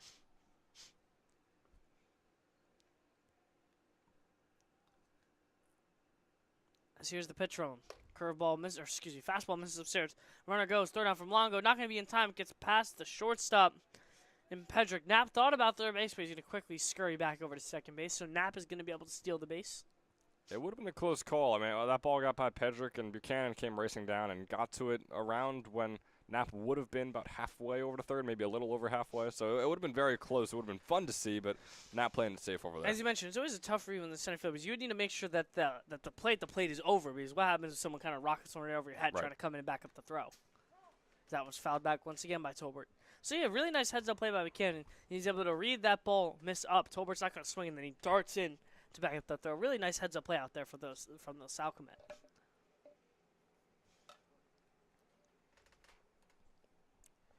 Iber still way ahead of Tolbert. The count is 1-2. Here's the pitch to him. That one's going to be chopped over by the pitchman. Iber makes a nice play coming over to get it. Throwing to Skillian in time. Ryan Iber flashing the leather there. That was not an easy play there as he quickly hopped off the mound, sticks his glove out, and gets Tolbert to ground out. That's what helps with Iber's nice frame there. He's got about 6-foot frame. Looks like a big wingspan as well. He used all of it right there to make that grab off the hard grounder, the chopper. That makes the throw over to Skillian. That is an out that probably shouldn't have even happened and been an out, but an incredible play by the fielder, the pitcher turned fielder in Ryan Iber. Jackson Skro ready to go here. He's 1 for 2 on the day. We mentioned how he had a really great college season, but has not had a great ECCBL season, only hitting $182. As that fastball's going to be ripped right into the corner. That's going to be a fair ball. Skro is going to bring in yet another Caps run in this inning as he's headed to second. He's going to round that, and he's going to get the hold sign right there as he slides back into second safely as Jackson Skro, now 2 for 3 on the day, plates another run for the Caps. It's now 7-5. Trenton leads. That looks like the D3 player of the year right there, or the D3 rookie of the year, I should say. I mean, Jackson Skro is playing out of his mind at the moment. He looks incredible out there with the bat in his hands. He's got the helmet cam on, too, it looks like, so our boy Evan's going to have a fun video. Number 22, left fielder, Jaden Shin. I mean, that ball barely stayed fair. I wasn't excited at first because I thought it was hooking foul. It was really tailing towards that way, but just kind of hit the inside of the line, and Jackson Skro able to play another Caps run as they are rolling in the bottom of the fourth. They've played it 5 runs so far and only 1 out. They still have Jaden Shin up at the plate. Chance to add on more as he's got Skro over there at second. Here's the 0-1 from Iber to Shin. Fastball on the outside corner. It will be 0-2.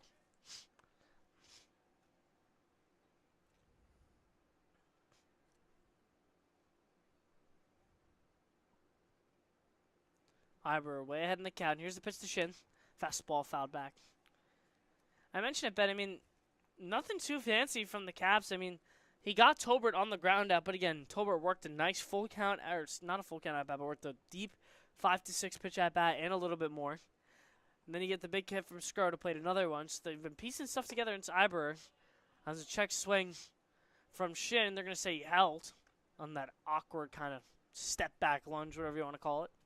Yeah, it was close. You had the Kings, well, the Capitals dugout, I should say, with some oohs and ahs after that high fastball goes near Shin. Skro fakes the steal. Would have had the base, but strike 3. As there's a nice looking breaking ball from Iber. It registers the second out of the inning in Jeremy Shin. Number 20, first baseman, Michael Fattori. As Michael Fattori is going to step back up for the Caps. He's 0 for 2 on the day. And you saw Skro kind of racing back and forth over there. Not exactly the most dangerous base runner from what we saw from him at Haverford University. He only stole 3 bases. But, boy, he is active when he gets out there. I feel like he's also, you know, once you get a double like that, you're kind of just trying to play mind games with the pitcher. You're trying to get that momentum going. And especially for a team, as we mentioned, Trenton Capitals with a 3-10 record, you just want to try and get every ounce of pressure, anything you can do on the other team. that fastball misses up and away from Iber. It'll be 2-0. Yeah, it's a quick 2 balls from him. That first fastball looked real solid. I mean, his catcher Longo tried to frame it for him, but couldn't quite do it. Here's the 2-0 from him to Fator. It's going to be popped up. Should stay in place. Scullion giving chase towards the fence. He's heading back some more and able to make the catch, backpedaling. But not before the damage is done. The Trenton Capitals able to bounce right back after giving up the lead. They get the lead back. They now lead 7-5, highlighted by a 3-run home run by Braden Meskill as we're headed to the top of the 5th here at Moody Park.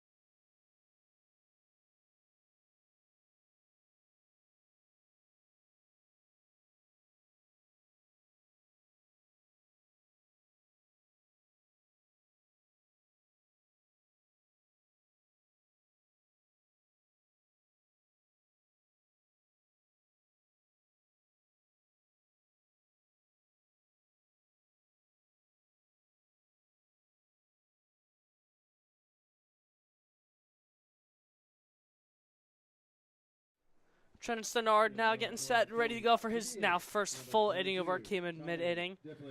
Was able to get out the first batter he faced, as we thought that that it would not be a good one for the Caps as they just blew their lead. But they storm right back, score 5 runs in the bottom half as the first pitch of Tommy Diffley is going to be popped up. Jackson Scrow giving room, but it'll be the center fielder Knapp coming in to call him off. As after Nat made that awful defensive read last inning, he makes up for it with that catch, as there will be one quick out on one pitch for Trenton Stenard. Bit of an awkward catch out there in shallow right center field. Scrow was pacing back, looked like he had it, but was kind of squatting down to give himself a little more time to catch that ball. And Knapp kind of saw that and made a loud communicative call. There we go. It's my major. I should be able to say that word. And yeah, Knapp came down and made a great grab. Working on that communications degree over Absolutely. there. First pitch from Stenard to Buchanan is downstairs. Here's the 1-0 to him. Gets a big swing and a miss out of Buchanan. He swung out of his shoes on that one. Did Q pitch at all last inning or no? Yes, Stenard came in the Middle of the inning. but I think there was nobody out. Okay.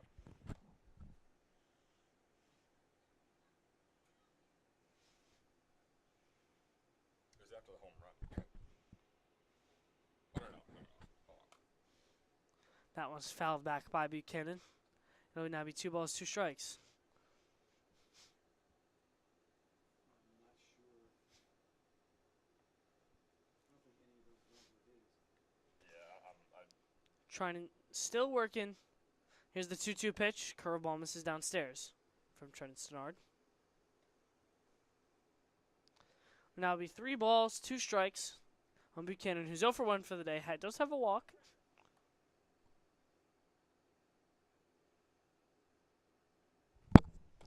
As that 3-2 pitch misses inside to Buchanan. It's ball 4, so 1 out base runner. Now get the Kings trying to get moving. Now they're the ones behind. It's been back and forth so far ever since the bottom of the 2nd inning. It definitely has been. And how about the Capitals in the inning that they just had was one of the best we've probably seen from this entire summer. And they're holding on to this lead over the Kings right now, and hopefully they can hold on to it for the rest of the second half of this game. As Matt Giuliano now due up at the plate. He's 0 for 2. Did reach on an error and scored in one of those plate appearances. Here's the 1-0 from Stenard. Actually, he's going to check over on Buchanan. He fooled me with that pickoff move, I'll say. Yeah, it didn't look like he fooled Buchanan over there on first base. Got back pretty comfortably. He's taking a big lead over there at first base, given the lefty on the mound. I'll say that. As he wants to check on him again. That was a quick tag and throw. Not able to get him. Yeah, Buchanan's taking a very sizable lead over there at first base. I don't blame Stenard for just trying to keep him close. Buchanan has been known to steal a base or two during his career here in the ECCBL as well, collegiately, so you can't blame Stenard whatsoever. Which is funny because he's actually still looking for his first stolen base of the summer. Doesn't have one to his name yet. Here's the 2-0 to Giuliano. Fastball missed outside. It's 3-0. Stenard now struggling to throw strikes. And that's a lot of normality for Caps pitchers.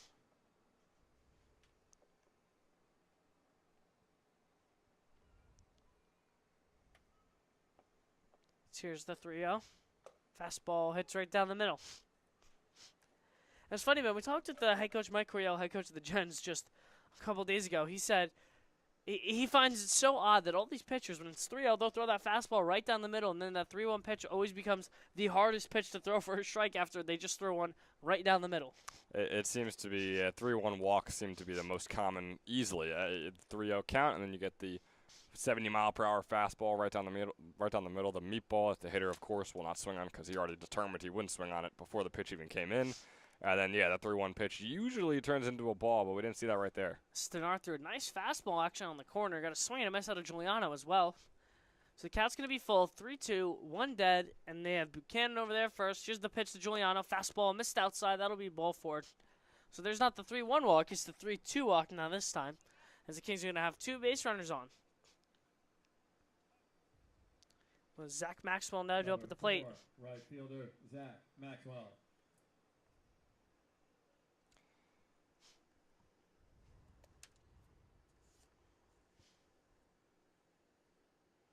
Maxwell's still one that has struggled so far this summer. 3 for 19 with the bat in his hands, the lefty hitter. Here's the first pitch from Stenard. Curveball hits the dirt, but a nice block behind the plate by Meskill. I mean, he's been all over the place with the Caps. He was just the offensive hero, and then just made a nice stop at a breaking ball. Both runners would have definitely moved up if that one got by him. Yeah, it seems like regardless of what happens the rest of this game, if the Capitals come out with a win, Braden Meskill is easily your Toyota player of the game. As Maxwell fouls that pitch back. Maxwell rocking that bearded look. He's got the glasses on. That's a good look. A little bit of the flow in the back as well. Seems to be some curly hair that's flowing out of the helmet right there. See if it's able to help him get a hit. Here's the 1-1 pitch from Stenard as he fouls that one back as well. I'm curious what you think the science behind that is. Curly hair leads to more hits, or is that? I don't know. I just think it's a good look. You know, he's kind of got the caveman type of facial hair, but he's got the glasses on, so kind of gives him a different type of vibe. Modern caveman. Yeah, possibly. yeah. Kind of got that like brownish type of hair color too, that the caveman brownish oranges type of thing. Here's the 1-2 from Stenard to Maxwell. Fastball misses downstairs. Meskill able to stop it. But the runner from third, Buchanan, able to hop on and move over to third. Giuliano's going to stay put over there first. So both runners will not advance. It'll only be one. So it'll be runners on the corners. 2-2 count to Maxwell at the plate with 1 dead here. Boy, it has been quite the long day for these pitchers in general, for the Kings and the Capitals with their 2 and their duo of McHugh and now Stenard. It's just been a rough day. It's been a rough day for a lot of South Division pitchers so far this summer in the ECCBL. Here's the 2-2 pitch. Fastball chopped over to second base. Stroh coming in to get it. He's going to fire over to second base, and out will be Giuliano over there. Not able to make the return throw, so it'll be a fielder's choice.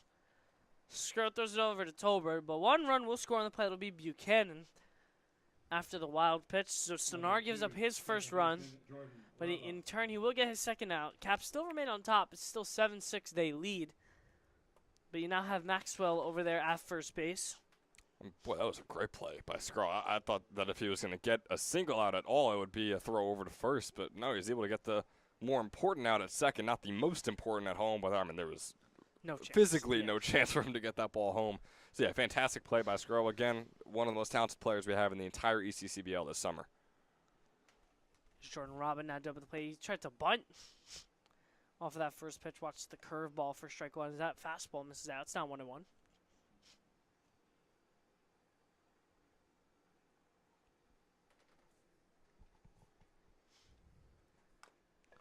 This one's going to be grounded back to the pitcher, Stenard. It's going to be a tough play over at first base. He's going to fire. And it's not going to be in time, as the runner from second trying to go over to third is Maxwell. He's going to slide in there safely. And Maxwell just did a really nice job catching the defense sleeping. It was an errant throw over there by Fattori. And then Raba himself able to catch the defense sleeping as well. He scurries on over to second base. So it should have been an out over first base at the end of the inning. Is now going to lead to runners on second and third for the Kings and a chance to plate not only the game tying run, but the game leading run now. So we talked about it before, the Capitals getting out to an early lead. And how can they protect it? They had a lead just before. They're not protecting it very well with the way they're playing so far. If there's 2 outs, you can end off the inning right here. But, boy, by the way that Stenard is pitching and by the way that the fielding unit is playing, it doesn't look too promising for the Capitals, despite them still having that 1-run lead. And you have a guy who's been all over Cats pitching today, Andrew Pedrick, who's 2 for 3 on the day. Absolutely, yeah. One of the best hitters so far today. One of the best hitters so far this summer as well. Just a .229 hitter for the Kings. But, again, it's not the greatest team in the entire ECCBL, so it is about an average to above average hitter for them so far this summer. She's ahead on Stenard. It's 2-0.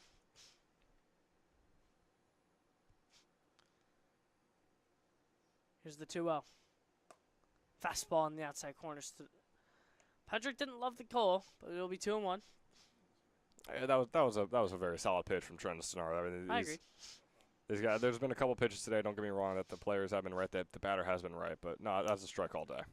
This was going to be chopped over the right side. Coming on to make the play is Fattori. Flip over back to Stenard, and he'll be out over at first base. So a nice defensive play, bails Stenard over out of that jam, and he'll only give up 1 run in the inning. Caps able to clinging to their 1-run lead, I feel like is a better way to put it. They lead 7-6 headed to the home half of the 5th year at Moody Park. The Caps lead the Kings 7-6. Hi, my name is Dr. Philip Glassner. I'm a hip and knee replacement specialist at Mid-Jersey Orthopedics.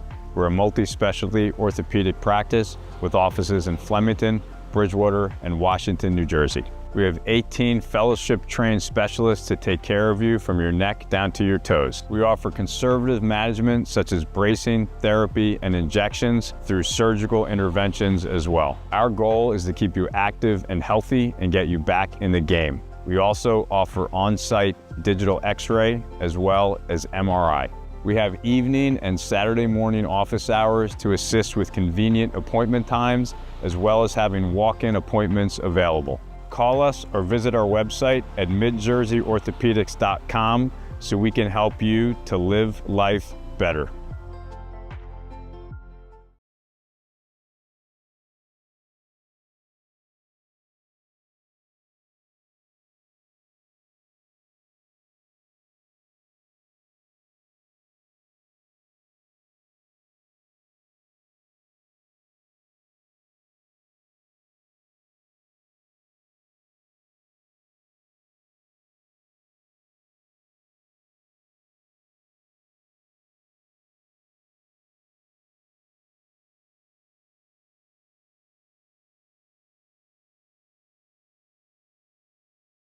Fielder, number 11, Matthew. And welcome you back here, taking over for Giacomo Imperiale as Ben Chadwick.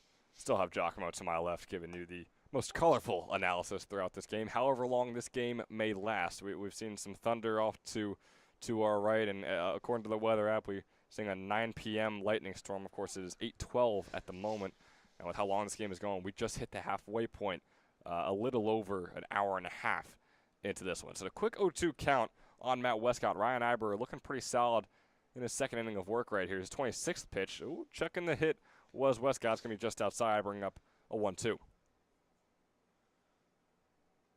And you mentioned we kind of need, weather-wise, game-wise, whatever you want to call it, you kind of want pitchers on both sides just kind of dial it in a little bit as Iber does it there. Iber was dialed in on that pitch. A 1-2 strikeout for Ryan Iber on Matt Westcott, who now goes 0 for 3 on the day and chugs along the lineup. Now John Donahue taking the plate. Number 50, the DH, John Donahue. Donahue, we saw, had that hustle double in his last at-bat. Kind of just a bloop shot and took advantage of some sleeping defense. Got a 2-bagger out of it.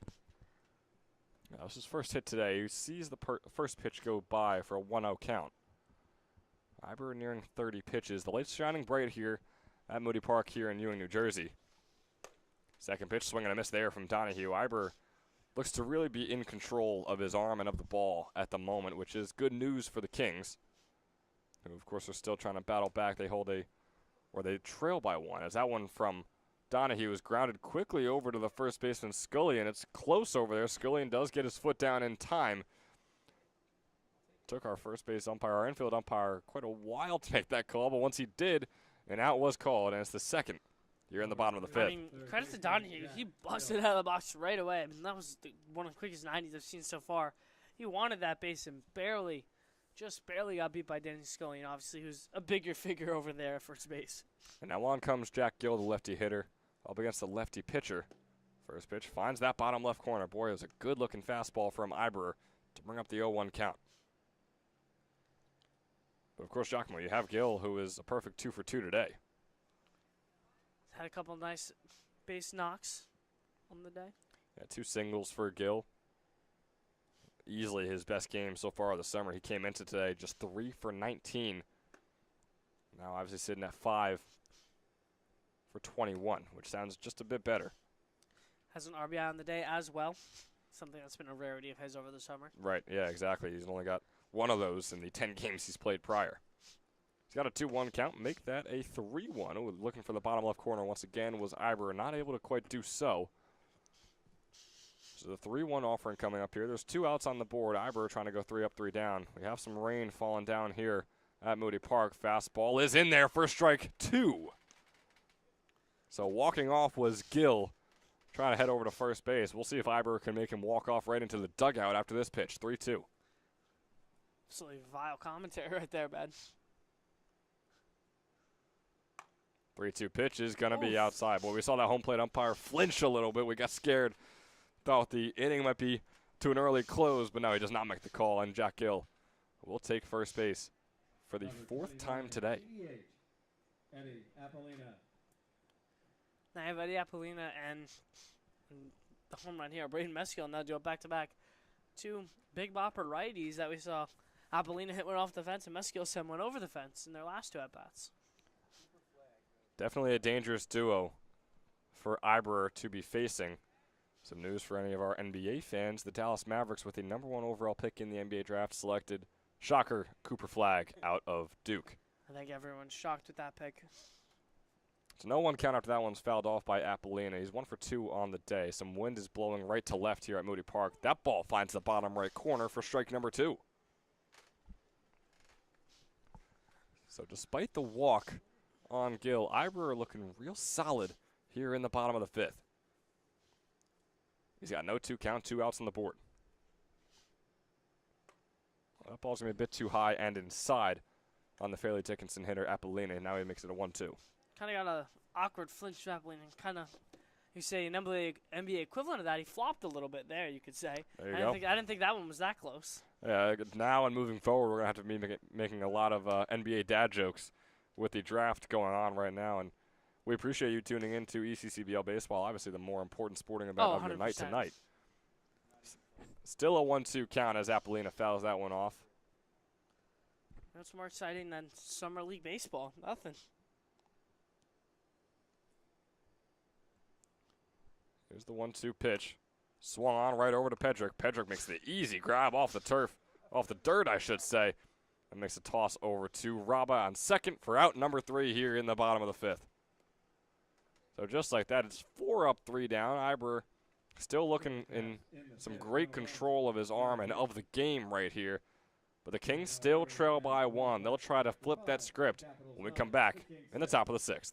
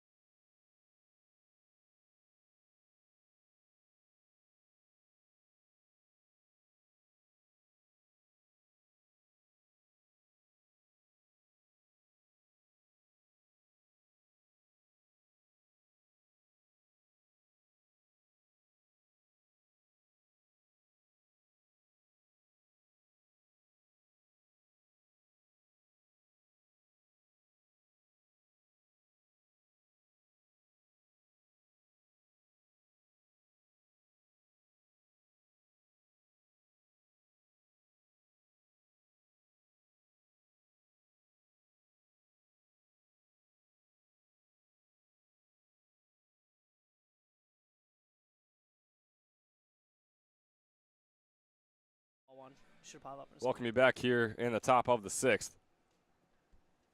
Stenard back on the mound for the Capitals. Boy, he had a little bit of trouble in the top of the 5th. Now here in the top of the 6th to try and redeem himself. Some more news out of the NBA draft. Out of Rutgers, New Jersey, Dylan Harper going 2nd overall to the San Antonio Spurs. Talk about a backcourt out there in Texas. I mean, you got Castle, Fox, and Harper. I mean, that's a deadly trio. Not sure all three are going to work, but as you mentioned, as you talked off air, you just got to take the best player available. Take the best player available, especially in baseball, especially in basketball, and the same could be said for baseball, where you just take the best player and then you figure out your lineup after the fact. So out there, Stenard facing off against Enrico Tufano. He's still searching for his first hit today. Tufano has 1 walk to his name. He's a .308 hitter with a .745 OPS so far on the summer, so getting a hit here would keep that average intact. He's facing an 0-2 count. As that ball goes way into the dirt and under the legs, between the legs, I should say, of Braden Mesko. I mean, we see a defensive change behind the plate with Zach Barbash checking in now for the Caps. I mean, we saw Stenard definitely bounce a couple fastballs in the past couple innings, so hopefully Barbash is able to knock a lot of those down. Curve goal's going to be outside and a little too low once again, so it's going to be a 2-2 count.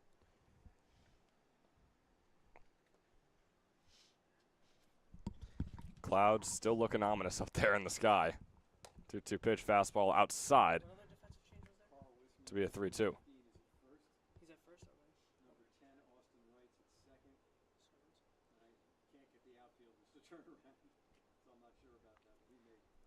already. 3-2 pitch is going to be fouled off, continuing the at-bat.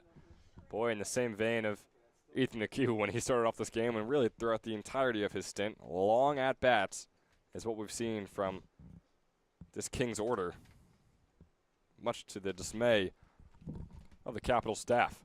This one's going to be popped out into left field. Shin having to back up, make the grab, or instead out there, it's going to be Matt Westcott in left field. A lot of defensive changes. Boy, it wasn't a full swing right there by Tufano, but it got pretty far, forcing Westcott to back up, still making the grab for out number 1 here in the 6th inning. And on comes Danny Scullion. Had that triple earlier. You could say it was due to the error, but there really was no error that we're going to be counting in our books. It was a tough read out there in center field by Knapp. But regardless, a 2 RBI triple for Scullion. Best he could do right here. He can't get all those RBIs back, but he could bring himself home. We know he's capable of doing it. He's got a 1-0 count. He's 2 for 2 on the day.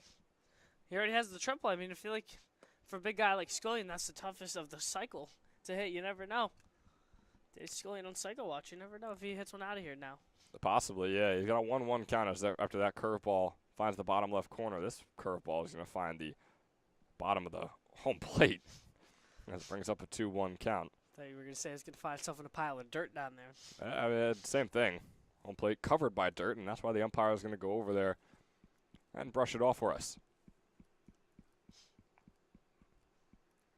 So like I said, those dark clouds still looming over. The lightning is expected over Moody Park at 9 p.m. It is 8:22 at the moment. 3-1 count for Scullion. I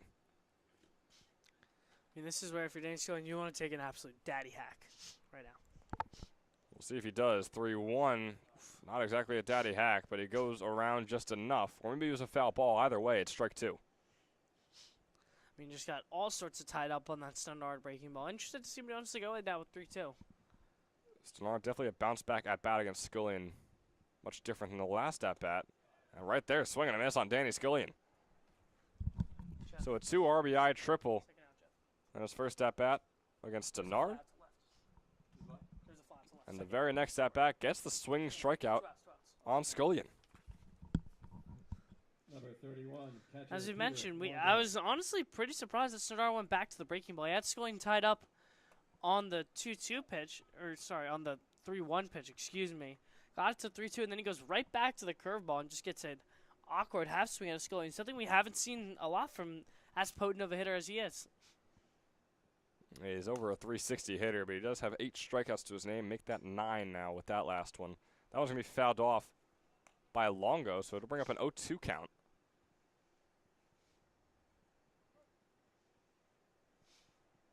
Big pitch right here from Stannard can get out of this inning very quickly. Breaking ball, caught swinging, but also making contact was Longo, so it'll continue the inning. Fouls that one off back towards us. Longo's had a couple of deep at-bats. He was 0 for 2 today. Breaking ball is going to be high to bring up a 2-2 now, or 1-2 rather. I mean, kind of weird. I mean, I guess Stannard was so locked in on that Scully at-bat. I mean, 2 beautifully placed breaking balls. Didn't get that one to go with Longo. The 1-2 is swung on, goes over to right at second. He makes the easy throw over to first. Carl Wisman making the grab. Couple defensive changes, couple of defensive stars out there for the Trenton Capitals. Ending off the inning, 3 up, 3 down for Stannard and company. Heading into the bottom of the 6th, the Capitals lead 7-6. We'll be right back. For the Kings in the 6th, no runs, no hits. There were no errors.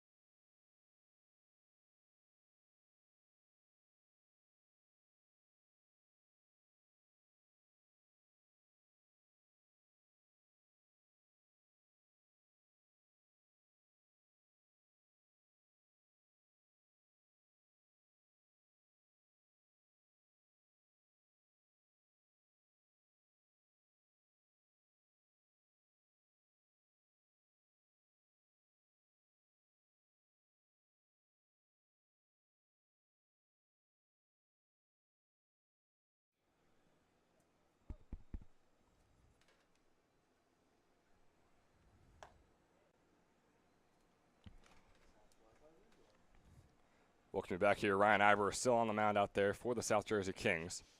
Zach Barbash is up at the plate for his first at-bat today. Couple pitches, couple strikes here from Iber. He's moving quickly as well. No pitch clock, but he's working like there is one.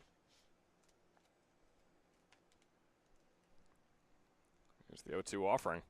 Swung on, popped up sky high out into right field. The play will be made by Maxwell out there in right field. 3 pitches, 1 out.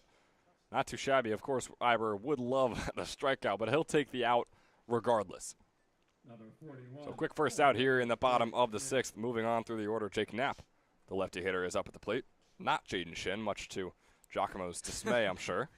Mentioned, hey, they're very similar builds, both tall like lefties. They stand very upright in that lefty batter's box. It sounds like Giacomo, if I walked down there, threw a blue jersey on, and held a bat in my left hand while standing lefty, you'd say that I was either Jake Knapp or Jaden Shin as well. Probably if you had that.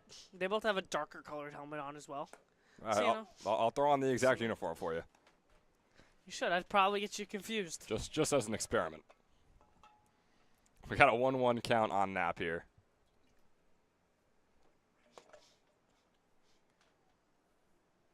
Knapp has walked in his 2 prior plate appearances. We're at the bottom of the order here. 10th batter in the lineup. He's got a 2-1 count. Make that a 2-2. Nice fastball finding the bottom right corner.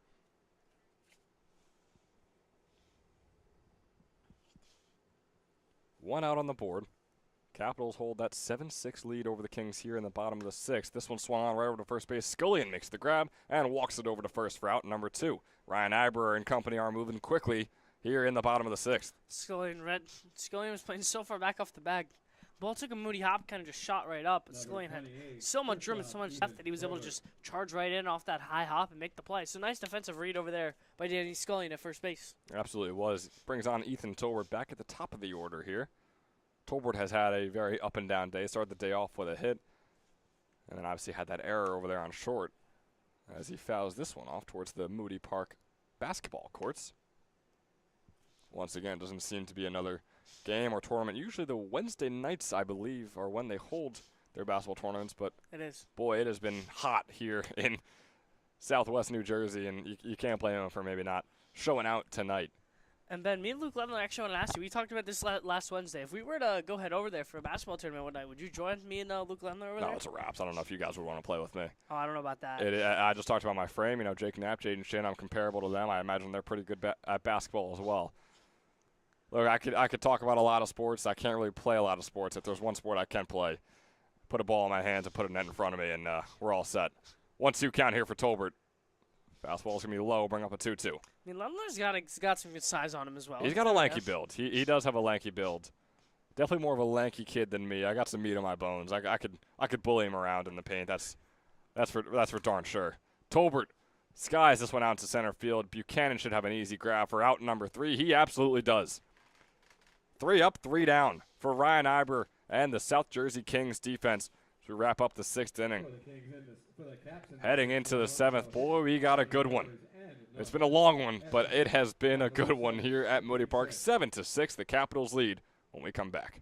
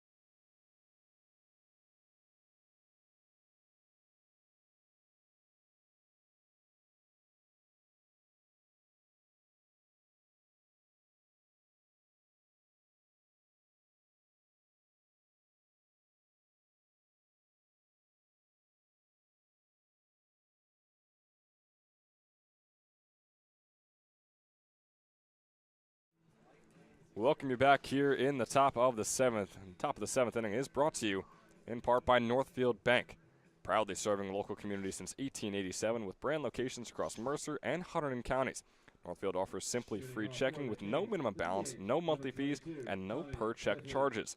Northfield Bank customers also enjoy free online banking, mobile app access, and a free debit card for everyday purchases. For more information, please visit northfieldbank.com or follow Northfield Bank on LinkedIn, Instagram, Facebook, Twitter, and TikTok at Northfield Bank. We once again thank Northfield Bank for sponsoring in part the ECCBL as well as our game here today. We're back with you here in the top of the 7th. It's a hot one here in Moody, in the low 80s now. Tommy Diffley is up at the plate, the lefty hitter. He has a 2-0 count. Make that a 2-1. That ball flying in the bottom left corner in favor of Trenton Stannard, who is now 71 pitches into his day. Here is the 2-1 offering. Breaking ball, grounder right over to right. The second baseman corrals after a bit of trouble, makes a throw over to Wisman on first, and just like that, the first out is had, similar to the way the Kings were able to do so in the top. Or in the bottom of the 6th, I should say. Ben, the second hard ground ball over to right, and both times they've the Hops have eaten him up at first, but he's done a really nice job being able to finally corral that ball in, settle things down, and then just make a nice easy throw over to Wisman at first base. It absolutely was. As we move on through the Kings lineup, Austin Buchanan up at the plate for him. Still looking for a hit today. Came into the game a bit late, was a substitution for South Jersey. He starts off with a 1-out count as that ball goes outside. Buchanan, a LaSalle commit, standing at 6'1", 180. Grounds this one right over to Gill, the third baseman. He makes the easy throw over to first, and just like that, Carl Wilson making a couple good stretches. And it's a couple good outs to start things off for the Trenton Capitals here in the top of the 7th. Yeah, we want to talk about efficient. Trenton Stannard, ever since the beginning of last inning, has been rolling so far. He's 2 outs in this inning. Let's see if he's able to just keep it down. It would have been if he's able to get Giuliano retired right here. It would have been his second 3-off-3 down inning as well. Buchanan, the righty, facing off against Denard, the lefty. First fastball is going to be in there for strike one. We're going to call that excellent framing from Barbash. And it really was. He got that glove in there quickly as that one. Can't really frame that as it goes in the dirt a couple feet in front of Barbash. Was a nice Bring block, up a 1-1 count. Was a very nice block. Fantastic block, yeah. Almost give him the strike just because of the skill shown by Barbash behind the plate. It's a 1-1 count. It's Denard over 75 pitches now. Wind blowing right to left. Breaking ball. Ooh, that was a close one.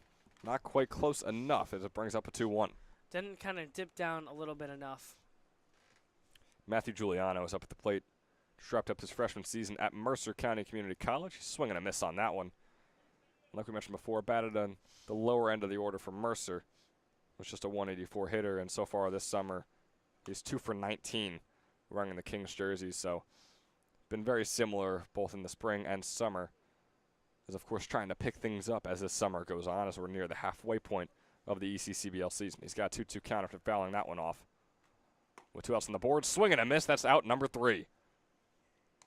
Trenton Denard starting to pick things up. Both these pitchers are late in this game. Despite 13 runs being on the board, it's a defensive battle later on in this one. 7-6, the Trenton Capitals lead all the way down here in southwest New Jersey, here in Ewing Township, which is very close to Philadelphia, Giacomo, and I believe the Philadelphia 76ers just selected a certain player out of Baylor, VJ Edgecombe. Now, you may not be a Sixers fan yourself, but No. if you want to give us a quick analysis on them picking Edgecombe over a guy like Ace Bailey out of Rutgers, New Jersey. I mean, here's the thing. The whole drama with Ace Bailey has obviously been him declining all those pre-draft workouts, especially with teams like the Sixers and Hornets. His camp has made it known that he did not want to be drafted, but I'm a little surprised. Edgecombe definitely has a lot of upside, but me personally, it's tough. That Philly backcourt, you have so many guards there between Maxey, Quentin Grimes. Now you're adding Edgecombe into that mix. They have a lot of guards, and they have a lot of uncertainty in their front court with Joel Embiid being we'll call him crippled at the moment and made of glass. Maybe made of glass. I don't know if you could say we'll call him as in like you're going to give him a generous name and then say crippled right after that. I mean, I'm not wrong. The guy's an injury-prone center. You know what I mean? But injury-prone center, I believe, is a much better way to put it. But yeah, I absolutely agree. But in terms of talent-wise, it's a talented Sixers team, and we've seen a couple of fairly talented teams, you could say, today. Only 3 errors on the board. It's a 7-6 ball game. The pitchers are stepping up their game. We'll see if Danny Snyder can continue to do so for the Kings as he checks in for Ryan Ibro when we come back in the bottom of the 7th.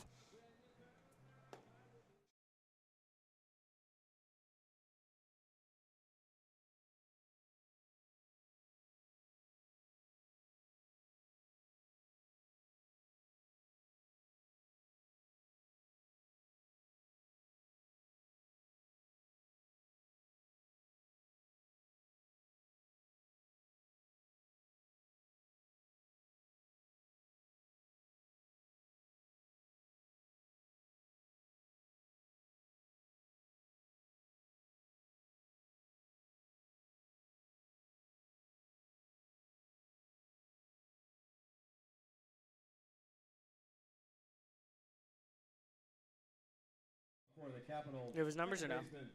Here in the bottom of the 7th, Austin Wright up at the plate for the Trenton Capitals. First at bat of the day for him. He's just 1 for 11 on the summer. Big swing and a miss on the first pitch from Danny Snyder out of Stockton. Snyder just wrapped up his freshman season there. Austin Wright just wrapped up his senior season at Rancocas Valley. Takes the second pitch for a ball on the bottom right corner. So it'll bring up a 1-1 count for him. I could say that Mr. Snyder over there in the Memphis Kings, he's been the Kings' closer. He has 3 saves, the most by far for South Jersey on the summer so far. So he's kind of used to these late game. I get that they're losing right now, but he's kind of used to these late game kind of clutch gene scenarios that he's in right now. And he just got a big whiff right there from Wright on the third pitch of the at-bat. So it brings up a 1-2 count. Here is the 4th offering. Breaking ball is going to be in there. It's going to be a drop third strike. Can Longo get the throw over? He absolutely can, and the first out is on the board. My goodness, Austin Wright did not make it easy on Peter Longo behind the dish. He was hustling over to first base, but not hustling quite enough, or wasn't quite quick enough. I mean, he was giving it his all to get over to first base. So regardless, out number 1 is on the board. Pinch hitter now for the Caps, Danny Simbinos. We talked about him a couple times. Just wrapped up his senior season over at CBA, committed to Catholic. He committed to Catholic University. He's in at 6'1", 205. His 2 for 10 so far on the summer. Was a near 500 hitter for Christian Brothers Academy in his senior season this past spring. Of course, another very successful season for CBA over there.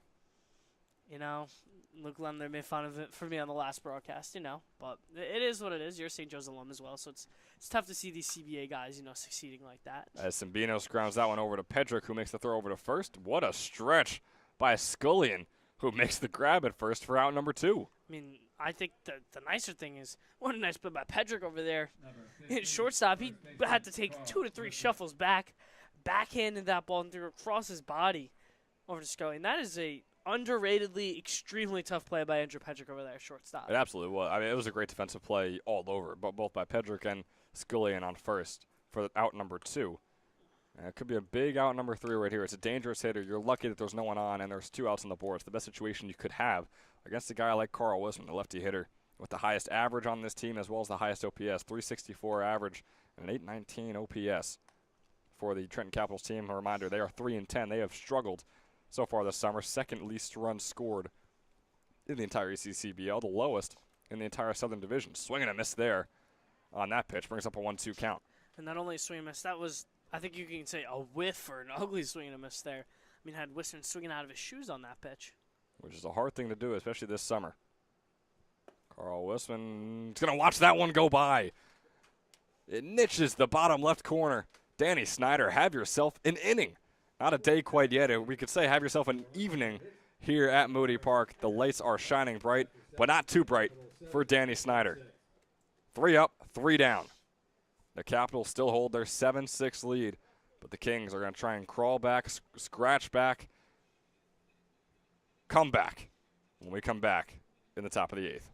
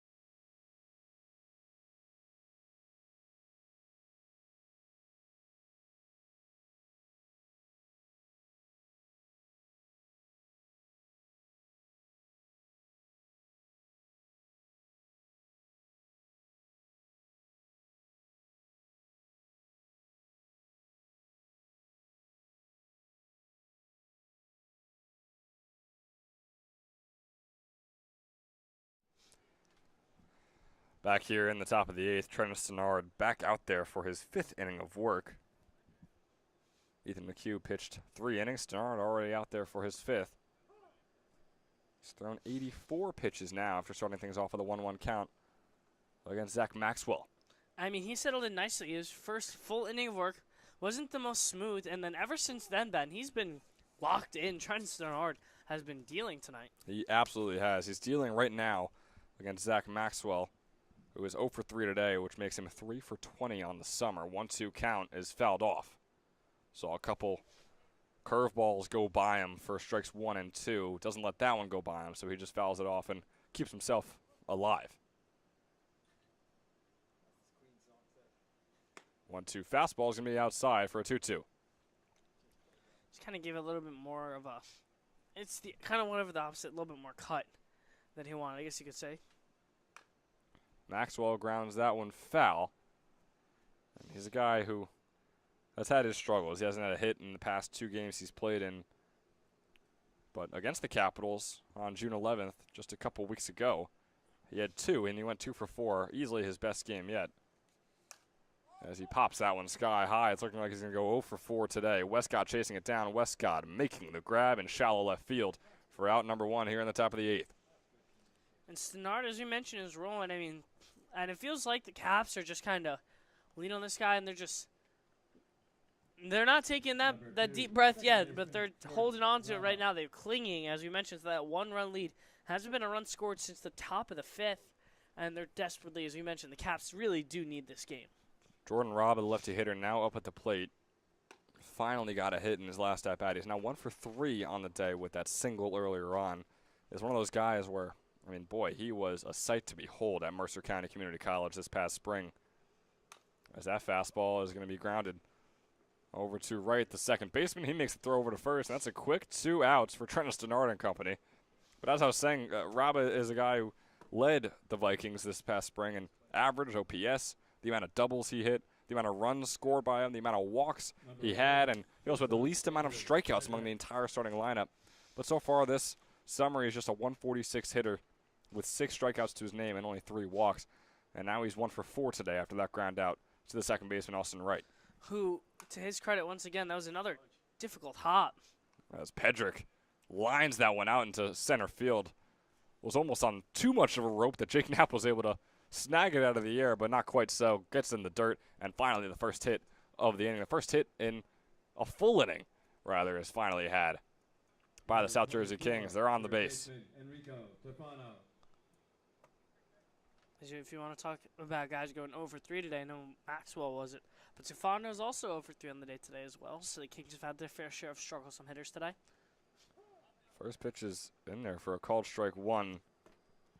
Had to be caught by Barbash pretty low, but still called a strike, so the 0-1 count with Pedrick on first. Tufano, like you said, up at the plate, the righty hitter.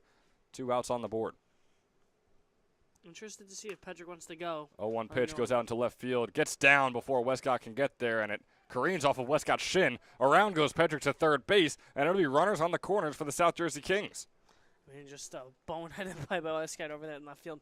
I was going to say before that rip into left by Tufano, interested to see if Pedrick wanted to go. Zach Barbash, as you mentioned, newly inserted to the game, wanted to see if he wanted to steal and test the arm, but nonetheless, he got what he wanted as he ends up at third base off of the hit. Number 19, first baseman, Danny. It was a nice smack by Tufano, and then the error from Westcott is going to allow Pedrick to advance to third. Runners on the corners, the tying run is on third base, and boy, oh boy, here comes Danny Scullion.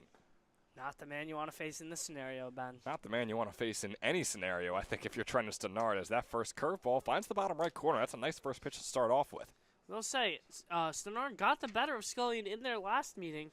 He had that awkward half-swing strikeout. We'll see if he's able to do it again. Yeah, remember Scullion did get the better of him in their first meeting, though, where he had that 2 RBI triple. We'll see if the pattern continues or if Stenard really does have Scullion's number.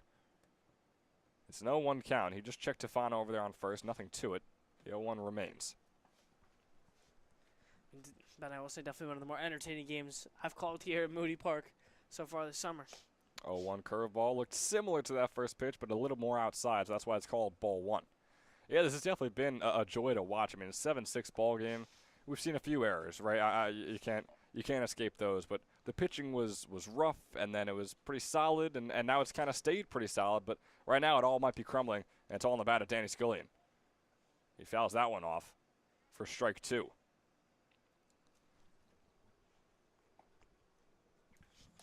Arguably the biggest pitches of the game today.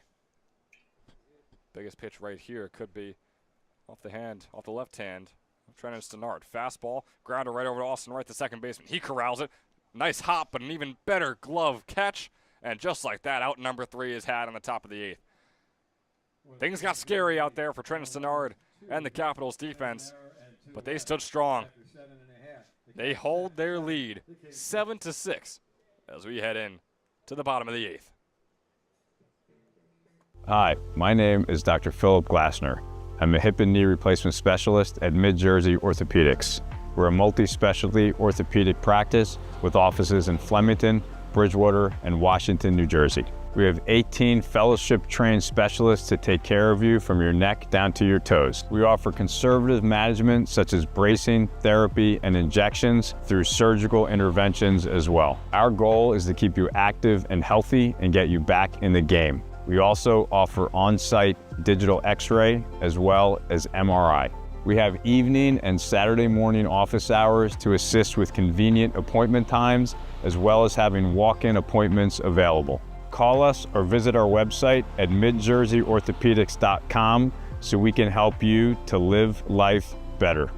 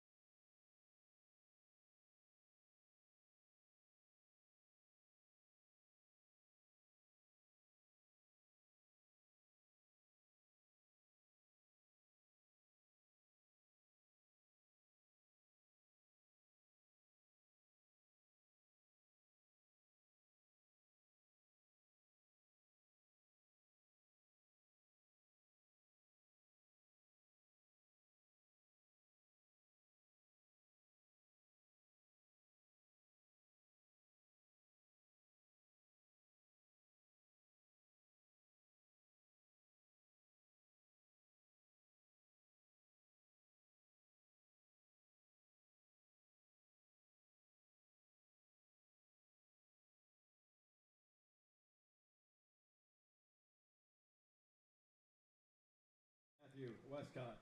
Back here with Danny Snyder. Boy, he was impressive in his first inning of work. Trying to keep things going. This time against Matt Westcott, the lefty hitter. Going up against the righty pitcher, Snyder, up on the mound. Another one of those taller guys is Snyder, standing at 6'1". He's got a 2-0 count against Westcott here. Westcott has been a solid hitter coming into today, but he's 0 for 3 at the moment. As he fouls that one off to make things a 2-1 count. Yeah, Matt Westcott, through the 8 games he played coming into tonight's matchup, was 5 for 16 with a couple doubles to his name, an RBI, 5 walks as well. Especially coming off a spring freshman season at Moravian University where he batted just 194. Definitely some big improvements. Trying to get his first hit today. Kenny right here. It's a slow grounder over to Enrico Tofano. It's a low throw over to first, but Scullion makes the stretch, and Scullion makes the grab. Danny Scullion. Boy, he has been flexible tonight over there on first base. For a bigger guy, he moves really well. That's impressive. We saw him have that hustle play over there deep in the hole where he beat, I believe, it was John Donahue over there at first base. And then you mentioned he's had a couple of really great stretches tonight. Man, oh man, if the Kings are somehow able to come back, it would be a massive part by Danny Scullion. Definitely a front-runner candidate for Toyota Player of the Game if they are able to get the win. Of course, they're going to need at least 2 more runs to get that win, as they trail 7-6 against the Trenton Capitals at the moment. And if the Caps are able to hold on, though, in the top half of the ninth, we all know who today's Toyota Player of the Game is going to go to. Quite easily, yeah. It's got to be the catcher, who I am already blanking Braden Meskill. on his name. Braden Meskill, thank you very much. Boy, yeah, he got subbed out, and I just wiped him from my memory. But, yeah, he had that homer. That was a gorgeous one over the left field fence. We got a 1-2 count for John Donahue up here. We'll say, depending on how the ninth inning goes, if Trenton Sennard does go back out there, but even if he doesn't, I mean, he was a large part as to why the Caps were able to hold on as well if they're able to win this game. That is absolutely true as well. You know, it is always tough in a 7-6 ball game giving the player of the game to a pitcher, but if you really watch this game, you'd know that it really wasn't all on the pitchers. You see those 4 errors combined on the board at the moment, and they were some impactful errors. We got a 2-2 count on Donahue. Snyder's 18th pitch of the game coming up here, and it's one that strikes out Donahue. The fastball on the inside corner catches Donahue slipping, and it puts the second out on the board here in the bottom of the 8th. Number 3, third baseman, Jack Gill. And just some absolutely disgusting breaking balls from Snyder out there. And this kid out of Stockton's been rolling ever since he stepped foot on the mound. The Kings, at this point, I think, Ben, would have wished that they went to him a little bit sooner, as Iber struggled out of the gate when he first came in. They absolutely do wish they went to him sooner. Again, Iber was one, though, that I thought really got better over time, and I was a bit surprised seeing Danny Snyder come out for him as early as we did. But again, it's been nothing but smooth sailing with Iber out there as we see some lightning in the clouds straight ahead. We're in the bottom of the 8th of this one. It would be a rough one for the Kings if this one ended just an inning early and gave the Capitals the win. We see a 2-1 count against Jack Gill here. He's a guy who's 2 for 2 with a walk today. Arguably the best game he's had all summer. Not arguably. I'm going to say that as a fact. The best game he's had all summer. Came into today 3 for 19. He's got a 2-1 count.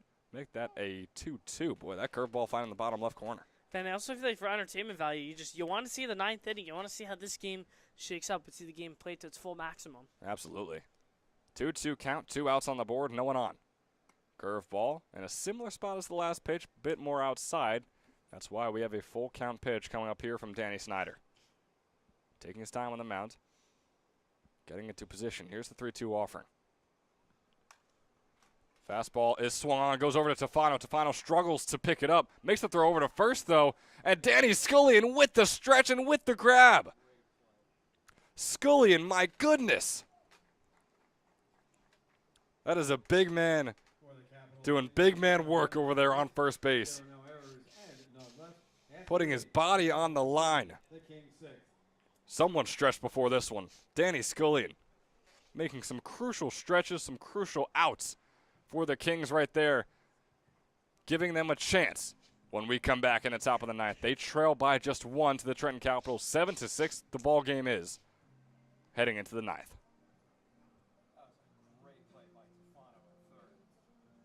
Late.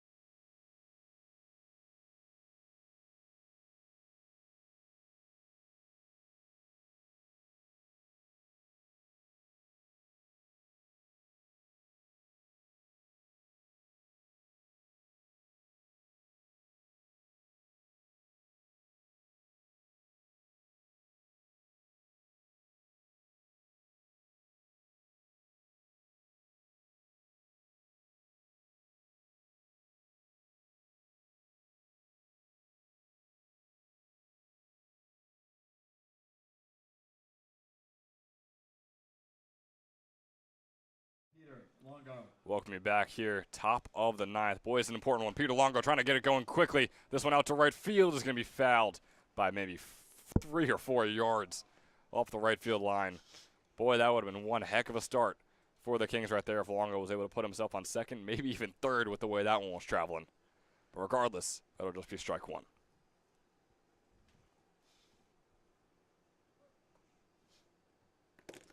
Man, oh man, would have helped Longo's average, the team, everything. Longo puts this one out into left field. The catch is made by Westcott. Boy, he took a few steps forward and then had to extend out for the grab. That would have been detrimental for the Capitals if that one sailed over his head, especially after he misread it a little bit at the beginning there, but nonetheless making the catch. So a couple of optimistic contact hits from Peter Longo. The first one looked to be a double for a second there, then it goes foul. The second one looked to be going over Westcott's head, and then it's caught.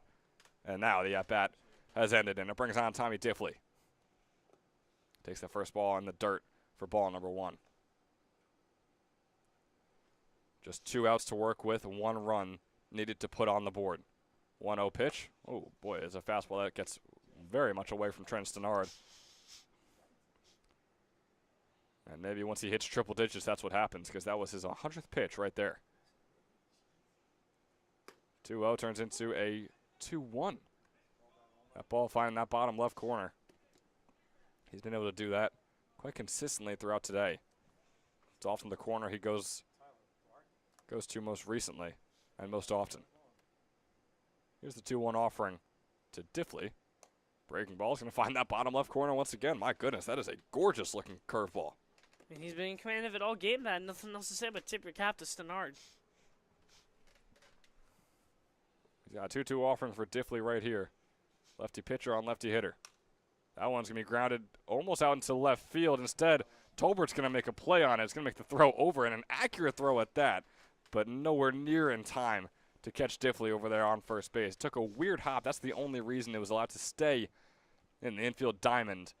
Tolbert made the grab and just kind of lofted that one over with all his might to get it over to first base. Again, it was an accurate throw, but still one that was not in time. This one's going to be choppered and fouled off by Buchanan. Denard is at 105. You got to run down there and say that until Capitals coach that he has 4 more pitches.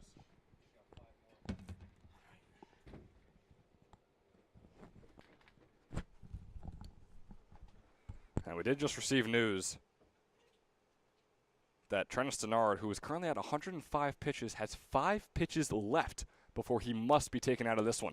This one's pop fly out into left center. Knapp chasing it down. He won't be able to get to it. The left center shot is trying to bring home Tommy Diffley. He comes around, rounding third, heading home, and off goes Buchanan to third base as well. Diffley comes home to tie up the game. Buchanan is caught out at third base. Oh my, a whole lot happening there. Trenton Denard's game is a couple pitches away from coming to a close, and it is not going swell for his farewell tour. Diffley comes all the way home. Buchanan tries his luck over to third base, isn't successful, puts the second out on the board, but also ties up the game. An RBI double for Buchanan, and he's caught trying to advance over to third base.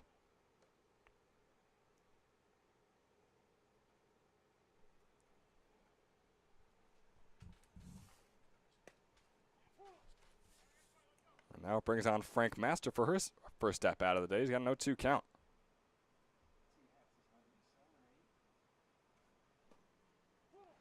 And make that a strikeout. Good morning, good afternoon, and good night for Frank Master in his first step out of the day. But not before Buchanan is able to get the RBI double to tie this one up and once again force the Capitals to come out here and try and get a run to still get the win. They've lost 8 straight, and they have this one in their grasp. It's all a matter of if they can capitalize when we come back in the bottom of the 9th.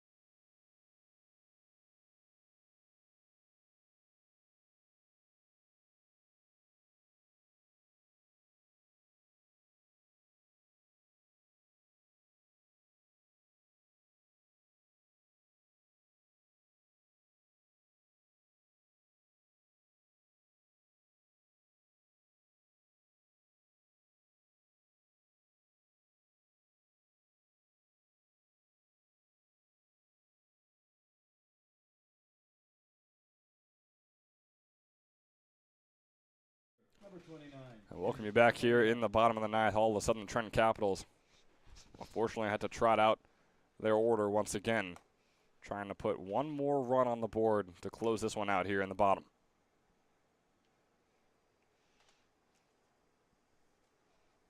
It's a 1-1 count for Eddie Apollina here. He's 1 for 3 today, just a 172 hitter on the summer. He got a 1-2 count now after that fastball finds the bottom right corner.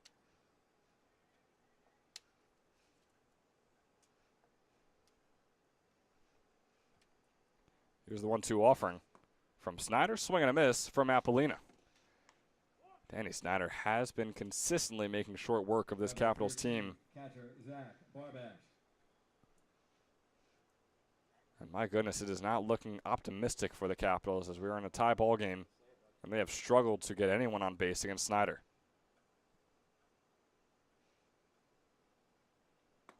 First pitch to Barbash is going to be a called strike 1.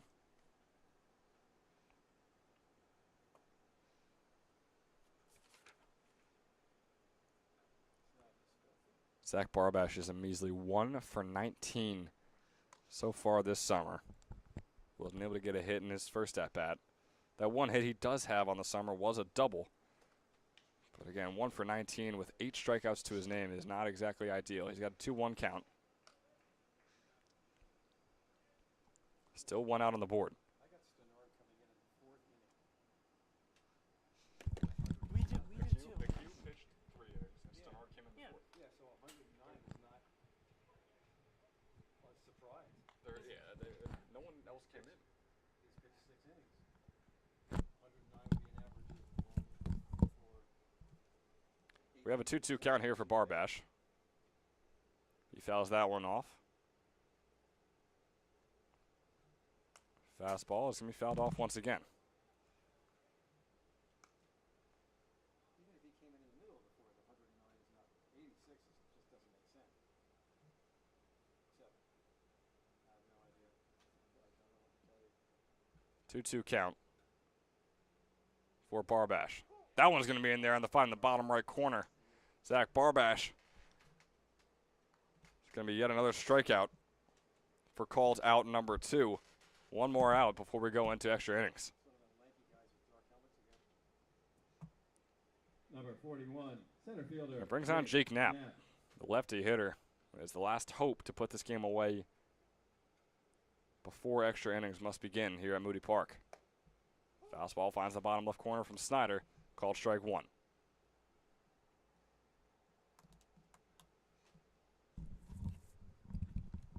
Here's the 0-1 offering from Snyder. Breaking ball is going to find the bottom left corner for strike 2. Knapp is not happy with that one. You could say rightfully so. It was quite low and quite a bit far out as well. Regardless, it's an 0-2 count with 2 outs on the board. Still looking for his first hit today is Knapp. That's a breaking ball. It's going to be way outside to bring up a 1-2.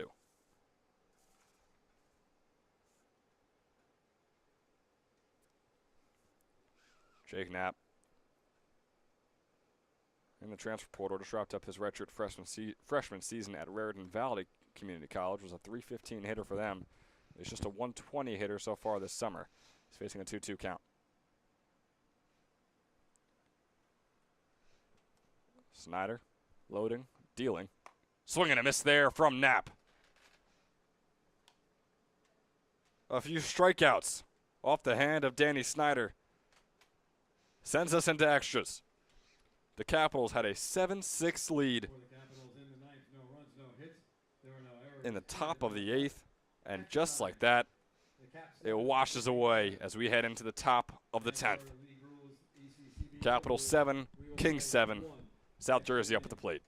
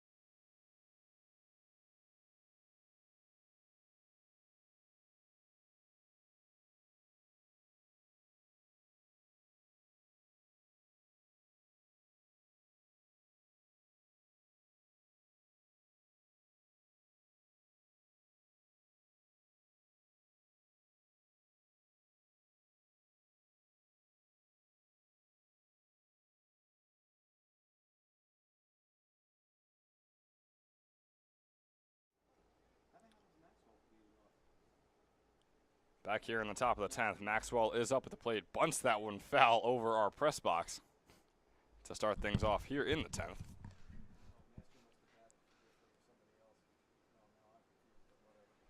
Out there on the mound now is John Donahue.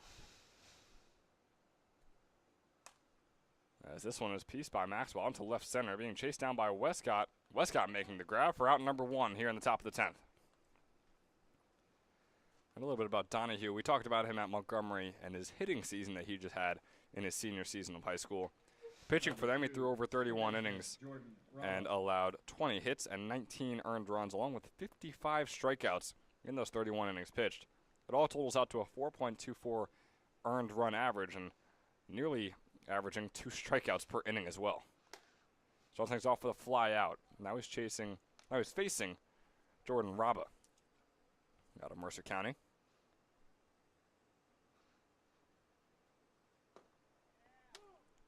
That was Maxwell. That was just the plate, right? Yes. Got it, yeah.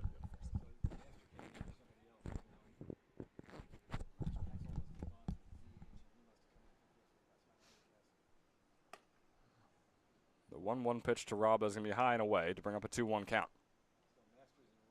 With 1 out on the board. Raba is just 1 for 4 today. 2-1's going to be low and in the dirt, bringing up a 3-1 count.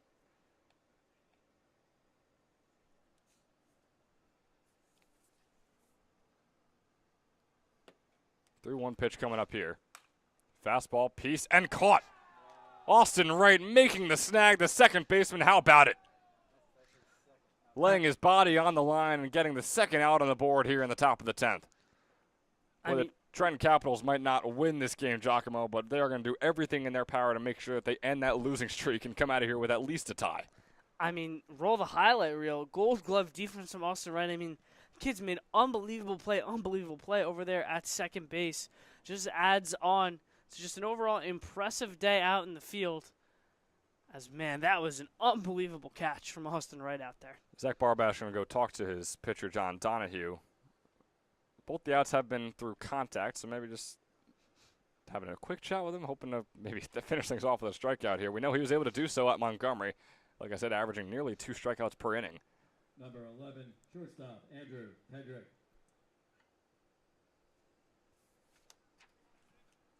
Heading out there is Andrew Pedrick. Looking to stop this trend for the Kings.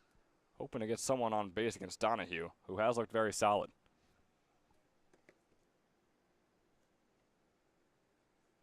First fastball is high and away. It's a 1-0 count. 2 outs on the board. That fastball is low and inside, complete opposite of the first, but regardless, both of them are going to be balls, bringing up a 2-0 count.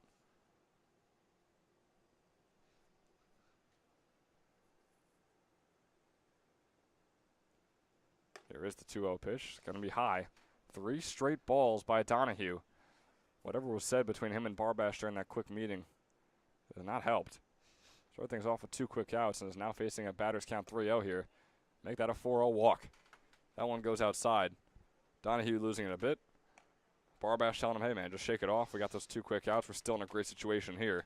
Worst case scenario, you want to end this game with a tie if you're the Trenton Capitals. Number 24, third baseman, Enrico Tofano.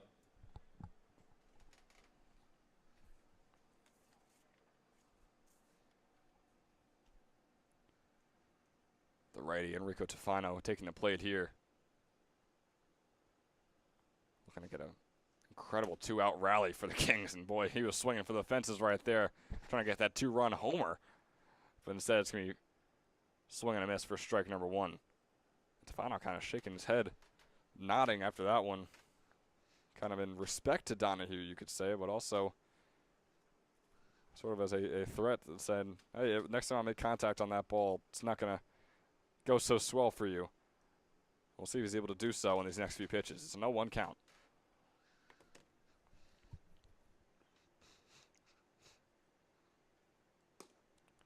The 0-1 is a fastball on the bottom right. Find the strike zone and bring up an 0-2 count with 2 outs on the board.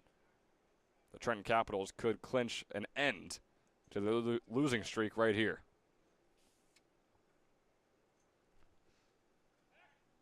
Not going to get the 0-2 offering just yet as that one's tossed over to Wisman.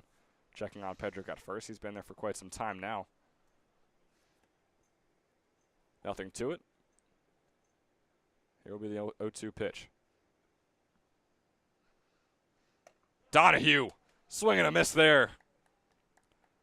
Strikeout city from him at Montgomery in his senior season, and he does so for the last out against the Kings today. And just like that, the Capitals have confirmed no more losses. After 8 straight, they finally can say that they have not lost 9 straight.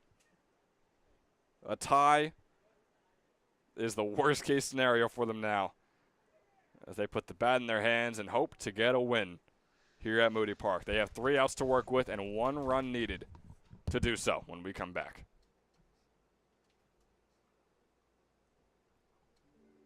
Hi, my name is Dr. Philip Glassner. I'm a hip and knee replacement specialist at Mid-Jersey Orthopedics.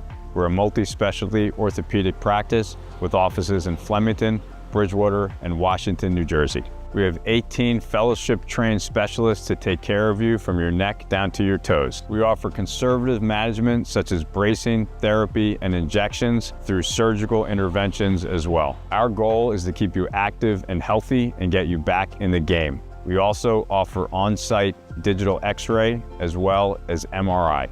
We have evening and Saturday morning office hours to assist with convenient appointment times, as well as having walk-in appointments available. Call us or visit our website at midjerseyorthopedics.com so we can help you to live life better.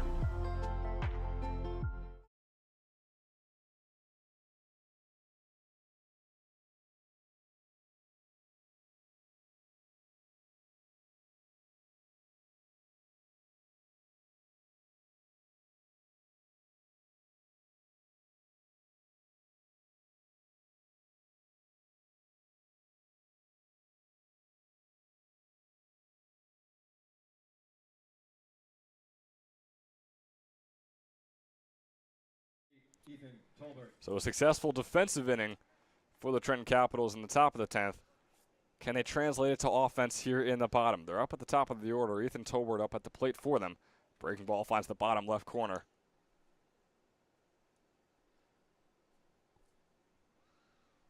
For called strike number 1, Danny Snyder has been dealing on the mound today for the South Jersey Kings. Looking to close this one out. Called strike 2, finding the bottom left corner once again, this time on a fastball.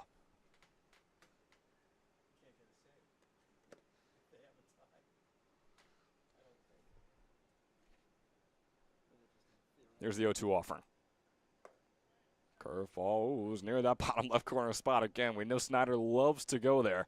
That time was a little too low. It's going to bring up a 1-2 count.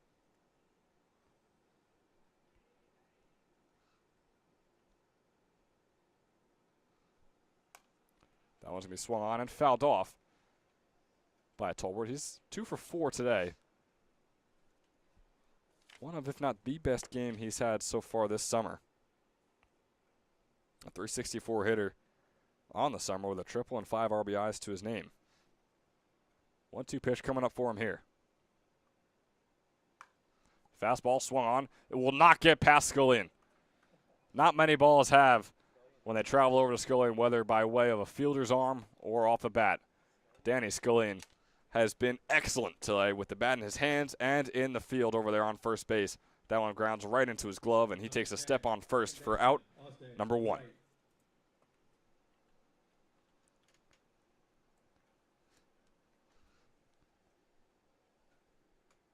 Brings on Austin Wright. Breaking ball finds the bottom right corner. My goodness, these outside corners are dangerous when it comes to Danny Snyder and his pitching. 0-1 count here for Wright. Fouled off, making an 0-2. Snyder's specialty, too, is getting ahead on these counts so quickly. 2 pitches, 2 strikes seem to be the recipe for disaster of these Capitals hitters lately.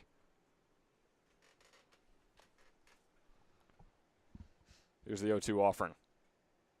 Fastball swung on to Chopper over to the shortstop, and it's going to bounce off the glove of Pedrick and go out into left field.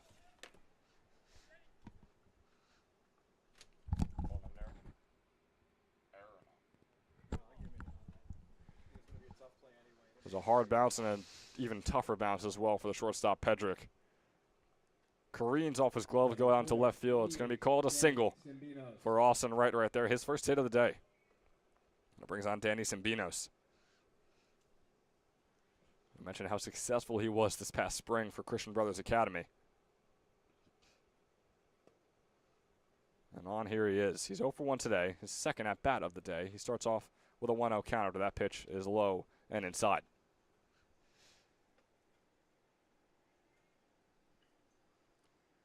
The 1-0 offering. Fastball finds the strike zone. In the middle, but a little low. Brings up a 1-1 count.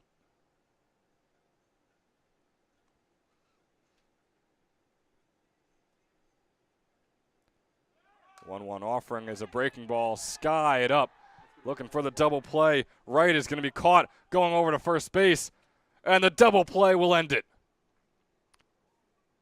The Capitals break their losing streak, but in the worst way possible.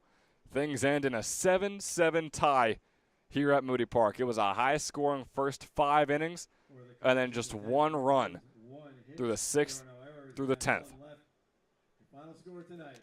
7-7 is the final. We started off our ECCBL season with a 0-0 tie between the Generals and the Mammoths. Today, we got a bit of a high-scoring one, but a tie nonetheless. 7-7 is your score once again on this Wednesday night of ECCBL action. The final line score for our game this evening for the Kings: 7 runs, 9 hits, and 1 error. For the Caps, 7 runs, 11 hits, and 3 errors. So, Giacomo, as we search through here looking for our player of the game, there's a lot of options. You know, we have both teams to choose from now. You can look at a guy like Andrew Pedrick, who went 3 for 5 with an RBI to his name as well.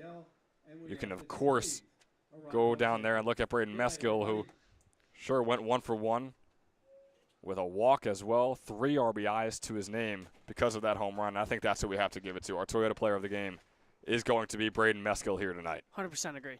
Couldn't agree more. So Braden Meskill is your Toyota player of the game in this 7-7 tie, as he's cheering us on after hearing that he is the Toyota player of the game. They'll have to get an interview with him after we're all said and done here, which will be very soon.